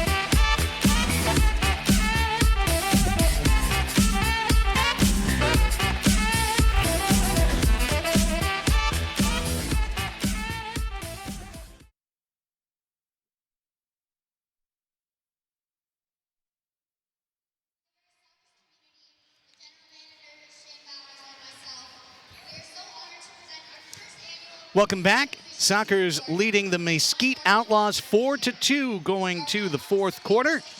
Take out your phones right now, gang, and download the brand new San Diego Soccer's app. You'll earn points for every Soccer's match or event you attend, like our upcoming watch parties while San Diego is out on this 6-match road trip. And you'll get a chance to redeem those points for great rewards. Plus, it's your one-stop shop for all Soccer's news, sponsor deals, links to live broadcasts, flash sales, and much more. Go to your app store right now, search for the Soccer's app, download it, put it in your phone, and join the fun. 15 minutes left in this one. Right now, down on the field, the Sockers are honoring their community member of the year and first responder of the year, and that's Eduardo Garza. Eduardo,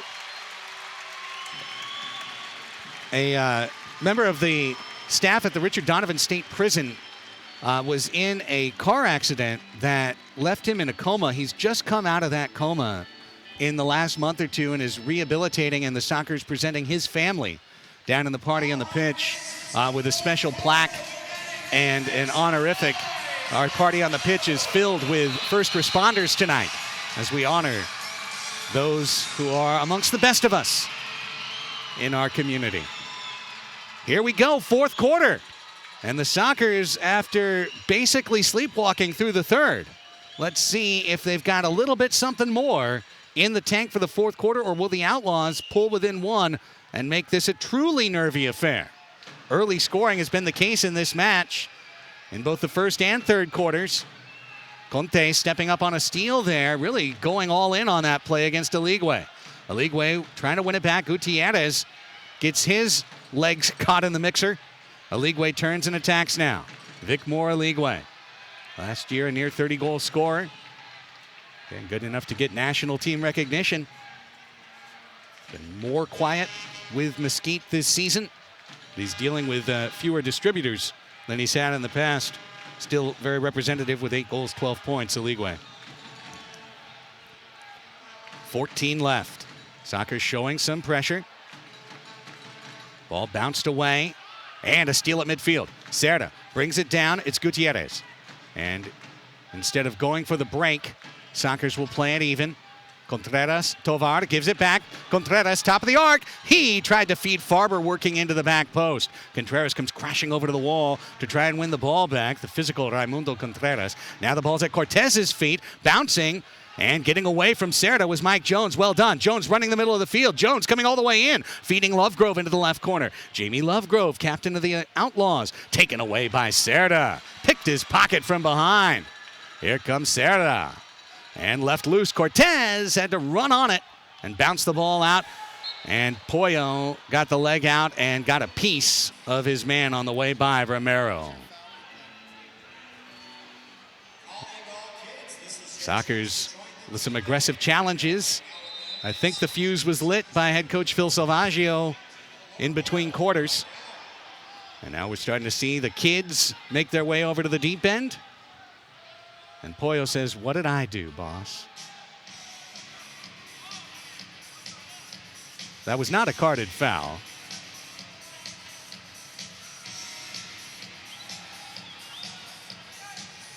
Pollo says, "I'm good." Boy, he is such, and he's holding his left hip a little bit, but Yoram Pollo Ruiz is such an important player to this Sockers club. He's just one of the hardest players to defend in the midfield in this league. And he does so much. He just does so many little things. I think they're signaling perhaps that Pollo has 5 fouls on the match. There's some confusion coming from the box. But it looks like, long story short, Pollo to the bench, Slav on.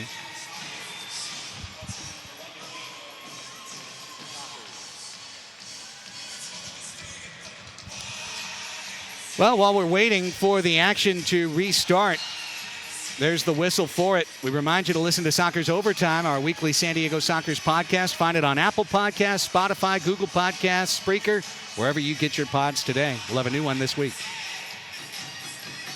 Battle in the Sockers defensive midfield. Now brought loose by Leo for a moment. Slav will just play it back. Working through the defenders. With under 13 to go in a quiet second half.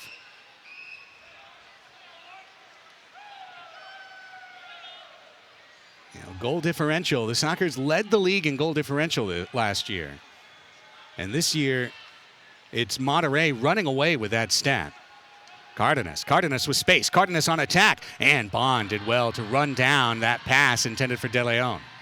De Leon tried to step out on it, but now Leo's got it. Bond is streaking down the floor. Leo found him. It's Bond. Great save. Rebound. Point blank save. Cortez denies twice. Leo with a inch-perfect pass along the floor to Bond. Cortez with 2 of his best saves of the night. 12 minutes to play in the match.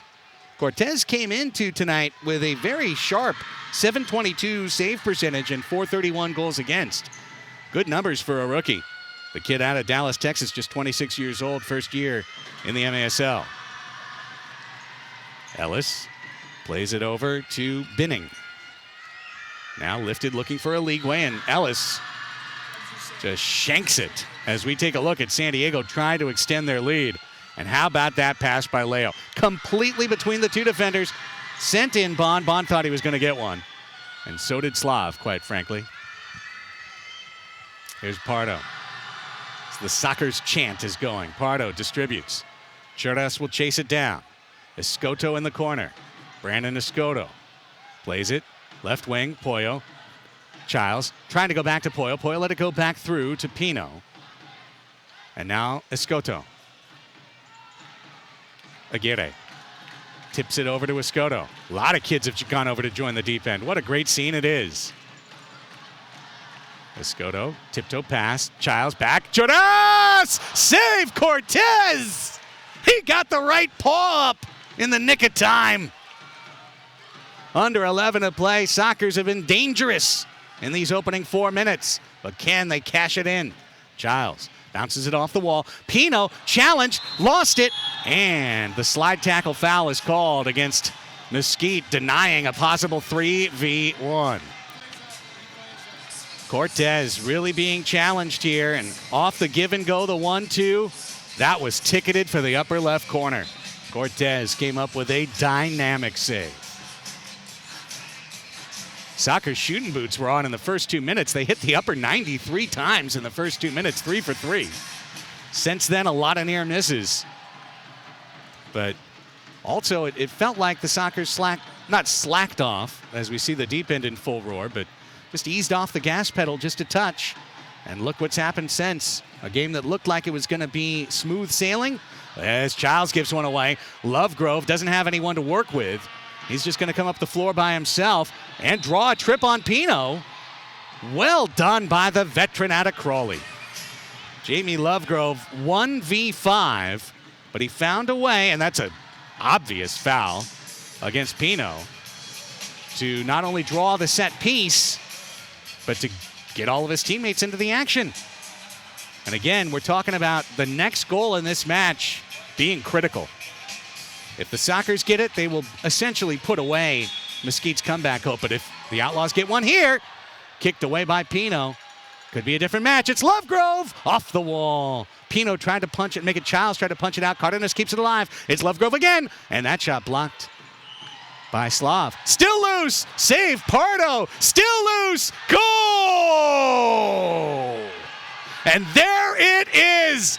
The Outlaws have come back within one, as this game has gone completely sideways on Pardo and the Sockers.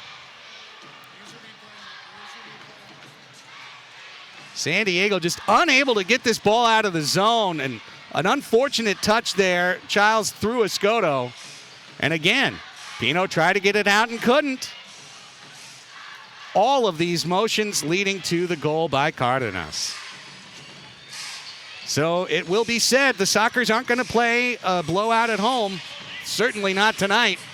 I don't know about all year. But now we're in a mixer. We're in a hot one. Pot's boiling.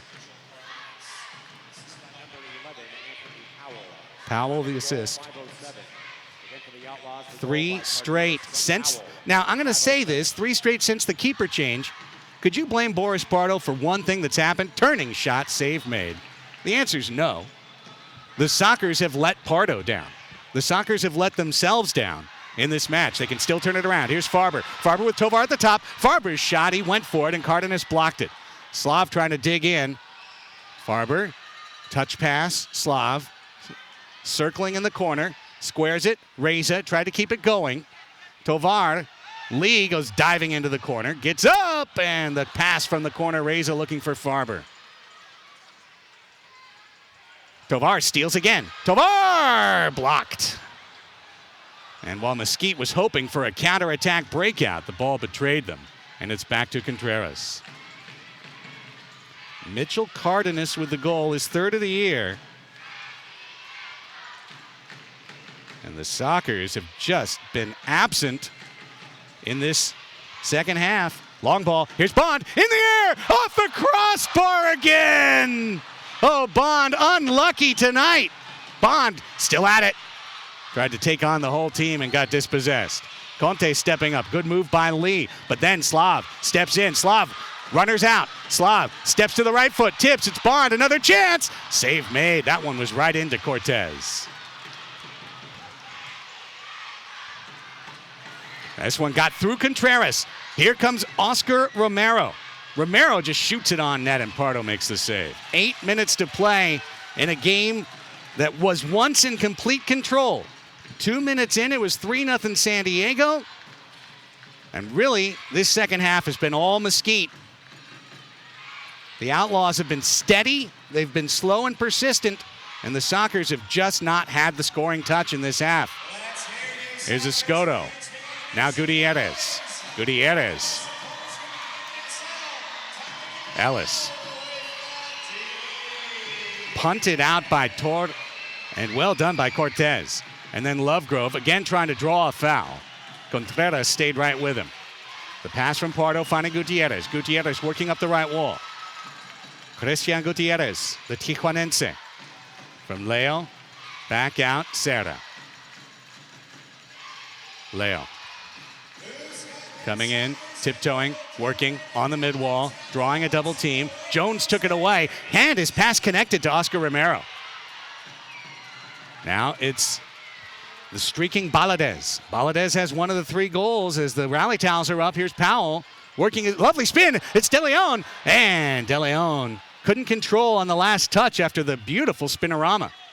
Juras, space up the wall. Here comes Brandon Escoto. Escoto has nobody with him. Double step over, stepped on the ball, and it was kicked away. Mustard's off the hot dog. 6.5 left in the game. Pollo. Pollo cracks it wide. Leo tracking it down. In the corner, it's Farber. Farber stepping out, finding the edge, and that shot was deflected wide. Farber digging it out again with Leo. 6:10 to play. Leo squirts it through 2. Back out to the top. It's Emma. Aguirre. His shot was blocked easily by Lovegrove. Saw it all the way. 6 minutes left to go. Sockers have not scored in this half. They're up by 1 somehow. Serra to Childs. Back to Serra. Ball hopping on him. And it's been this type of game, hasn't it, in the second half? Ball hopping, taking funny bounces, kind of caroming between players. This was almost brilliant by Bond. Missed by about 2 inches. Remember, he hit the bottom of the crossbar last quarter. The Bond's hungry for one. However, Mesquite has come back to really make this a match. Through the foot of Pardo, Cardenas re-wins the ball for the Outlaws. A lot of folks are rooting and cheering all around the MASL, where everyone wants to see the Sockers take an L. And the Outlaws have some new bandwagon fans right now, particularly in the state of Nuevo León, Mexico, where Monterrey is watching after coming home from their successful California road trip. This ball hopping away. Pollo tracks it. Pollo working through a couple of challenges and out to the middle of the floor. Here comes Pollo. Gives it off to Bond. Got pushed off the ball. Back to the trailer, Giles. Giles settles and shoots. He hit the frame. Giles chests it away, and Aligwe picks it up. Tried to draw a whistle as we're inside the final 5 minutes of this match. Brought to you by Calafino Tequila. Enjoy the fino things in life. Another final 5 of nervous excitement in San Diego. A crowd of 32-18, hoping to see the Sockers win their 8th in a row. But this half has been anything but easy. Slav to Pino. No points for Slav, no points for Bond. 1 assist for Escoto. It came 14 seconds in. And again, we're seeing Sockers stars generally quieted. We talked about the defensive skill of Mesquite. They've been strong in this half, particularly Cortez. He's been terrific in net. As Childs was brought to a knee in the zone, ball still loose. Childs is back up on his feet, and he's got it.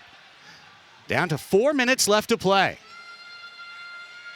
Mesquite at some point will think about pulling for a 6th attacker. As a young club, they may not be really versed in the skill of that yet. Sockers just gave one away. Conte did well to head it down for a moment, but now here comes Mesquite. 3v3. Binning lost it. Conte blocked it. However, it's back to the Outlaws' back line. 3:37 to go. 4-3 only. Sockers showed high pressure, and then Escoto's behind the play. Ellis just chips one. Pardo will grab it with 2 hands over his head. Doesn't want another 4-second call. Gave it off to Pino and got it back. The first goal allowed in this quarter came on a set piece where player unmarked on the back post was able to knock in a loose one. Second one came on a defensive giveaway. The third on the Sockers being unable to clear the zone. Here's Powell. Foul called on Conte for holding. Powell says should have been a card. Do we agree? We certainly do not. It was a 50-50 foul, and I think fairly called and definitely not cardable. 3:07 left. Timeout called by Mesquite. Is this the time that they will go to 6th attacker? Let's take our last break. The stretch is next. 3:07 to play. 4-3 Sockers, MASL TV.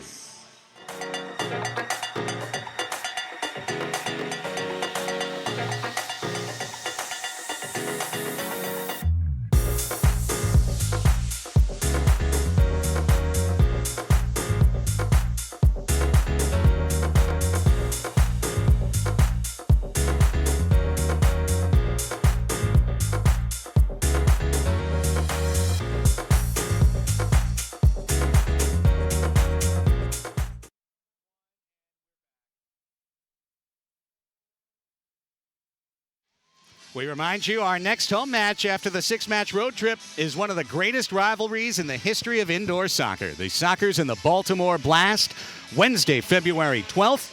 You'll want to get here early as we hand out the second set of our brand new Sockers trading cards designed by Travis Peterson. Call the tickets department today. Go to 866-799-GOAL or go to stsockers.com/tickets. That's a Wednesday 7:35 start. The Sockers and the Baltimore Blast. 3:07 to play. A 4-0 halftime lead is down to 4-3 in the waning minutes. The Sockers have had chances in the third and fourth quarter. They have hit the crossbar, hit the high frame, Been a little bit wide, been a little bit unlucky, not a lot, but mostly they've just kind of let Mesquite hang around in this game. And as any God-fearing sports fan knows, you let a team hang around that shouldn't be in the game, sometimes that team's going to come all the way back and get you. And now it's going to be sixth attacker time. The net on the west side is empty. Cody Ellis is wearing a red warm-up jacket. He's the sixth attacker. And San Diego has an open frame to shoot at, but they've also got an extra man on the floor trying to put that game-tying goal in. Sockers and SD Loyal co-branded rally towels are being waved by the crowd of 3,200 in attendance. With 2:45 left, the Sockers now trying to build a house defensively and put this game on ice, while the Outlaws are looking to mirror halves and win this half 4-0 and maybe go to overtime or if not more. Cardenas, 2.5 to play. Mitchell Cardenas has a goal in this quarter. Out to Ellis. Ellis turns back to Cardenas. The two defenders working up top. Now here's Lovegrove. Lovegrove back across. Cardenas, 2:15 to play. Good possession by Mesquite. Looking to find some way to penetrate the defense. Spinning is De Leon in on net. That shot blocked, stayed on the corner glass. Jumping up was Baladez in the corner, and he'll recover for Mesquite, and the Outlaws continue to hold the ball. Sockers haven't touched it yet. Here's Aligwe, top of the arc. Back to Cardenas. Under 2 minutes to play. 4-3 San Diego. Cardenas retrieves that pass. Over to Lovegrove. Lovegrove at the red line. Ellis steps and controls. Finds Cardenas, and there's a minute 45 to play. Cardenas shot blocked by Farber. Farber tried to cut around. Cardenas still has it. Off the wall. And that one took a funny angle to get to Pardo. Here comes Pardo throwing out. Can he find Farber again? Wanted his third assist on a third Farber empty netter of the year. Missed it. Farber's out. Brian said, thanks, Boris. Good try. Cardenas, under 90 seconds to go in this match in regulation. 4-3 San Diego, hanging on by fingernails. Ellis, back out. Cody Ellis, stepping off of the bench. Fresh legs for Mesquite. I think that was Ramirez out there. Now it's Aligwe. Aligwe, dancing high middle. Aligwe through three players. Got it over to the wall. Well done. Under a minute to play. We're in the magic minute. Minute number 60. 4-3. San Diego trying to hang on for an 8th straight win. Mesquite trying to get a signature win for a young franchise. They need to finish the comeback to do it. 45 seconds. Across to Ellis. Ellis working to the half wall. Over to Ramirez. Now back to Ellis to Cardenas. A lot of possession, not a lot of chances. Now to the half wall. Could this be the chance? The shot blocked away by San Diego is De Leon over there. Leo in between two players. Stays strong. Drew the whistle.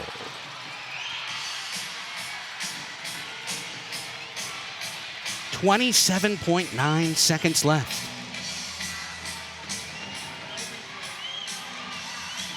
Ellis is just going to work back into his crease. Has no gloves on, that defender. And quite frankly, that could have been a call going the other way. Contreras against De Leon, but the whistle had already sounded. I think we've got a timeout called by Phil Salvaggio. 28 seconds left in a game that completely changed at halftime. It was as if just the second gear was lost for San Diego, and this looks like a club in this half that's been trying to preserve a lead across the line instead of building out to a blowout. And so San Diego hasn't had a blowout all year. And you don't generally care about things like that, except it does kind of show the sign of top quality to take care of medium teams and just put them away. And as we mentioned, the three other games today against not teams of Mesquite's quality. I'm going to say straight up that certainly in the case of Orlando and Rochester, you're talking about the two worst teams in the league, and they've been getting blown out match after match after match. So those results weren't unexpected. Ambush getting blown out by Utica City. That's UCFC pulling out a big win on the road. But my goodness, when it was 4-0, 18 minutes, 53 seconds into this game, and the Sockers are working on a 41-plus minute scoreless streak in this match. Pardo sends it forward. Farber tries to keep it in. He did. He biked it off the glass. Brilliant, just to keep it out in play. Under 20 seconds to go. Here's Pino. Pino chipping. Farber searching. Ellis bumping. Here's the chance. And it's the goal. It's Cerda. The Sockers are going to win it tonight, baby. Just barely. Cerda's second from Farber brings home the match. Right-footed and left-footed, Cerda's had it, but it was really Farber's work. Think about that. If Farber lets the ball go over the low wall, then Mesquite gets one more look at this match. But Farber's crazy bike over the low wall just to keep the ball in play is going to lead to them winning the game. And Cerda, with his second of the night, finishes it off.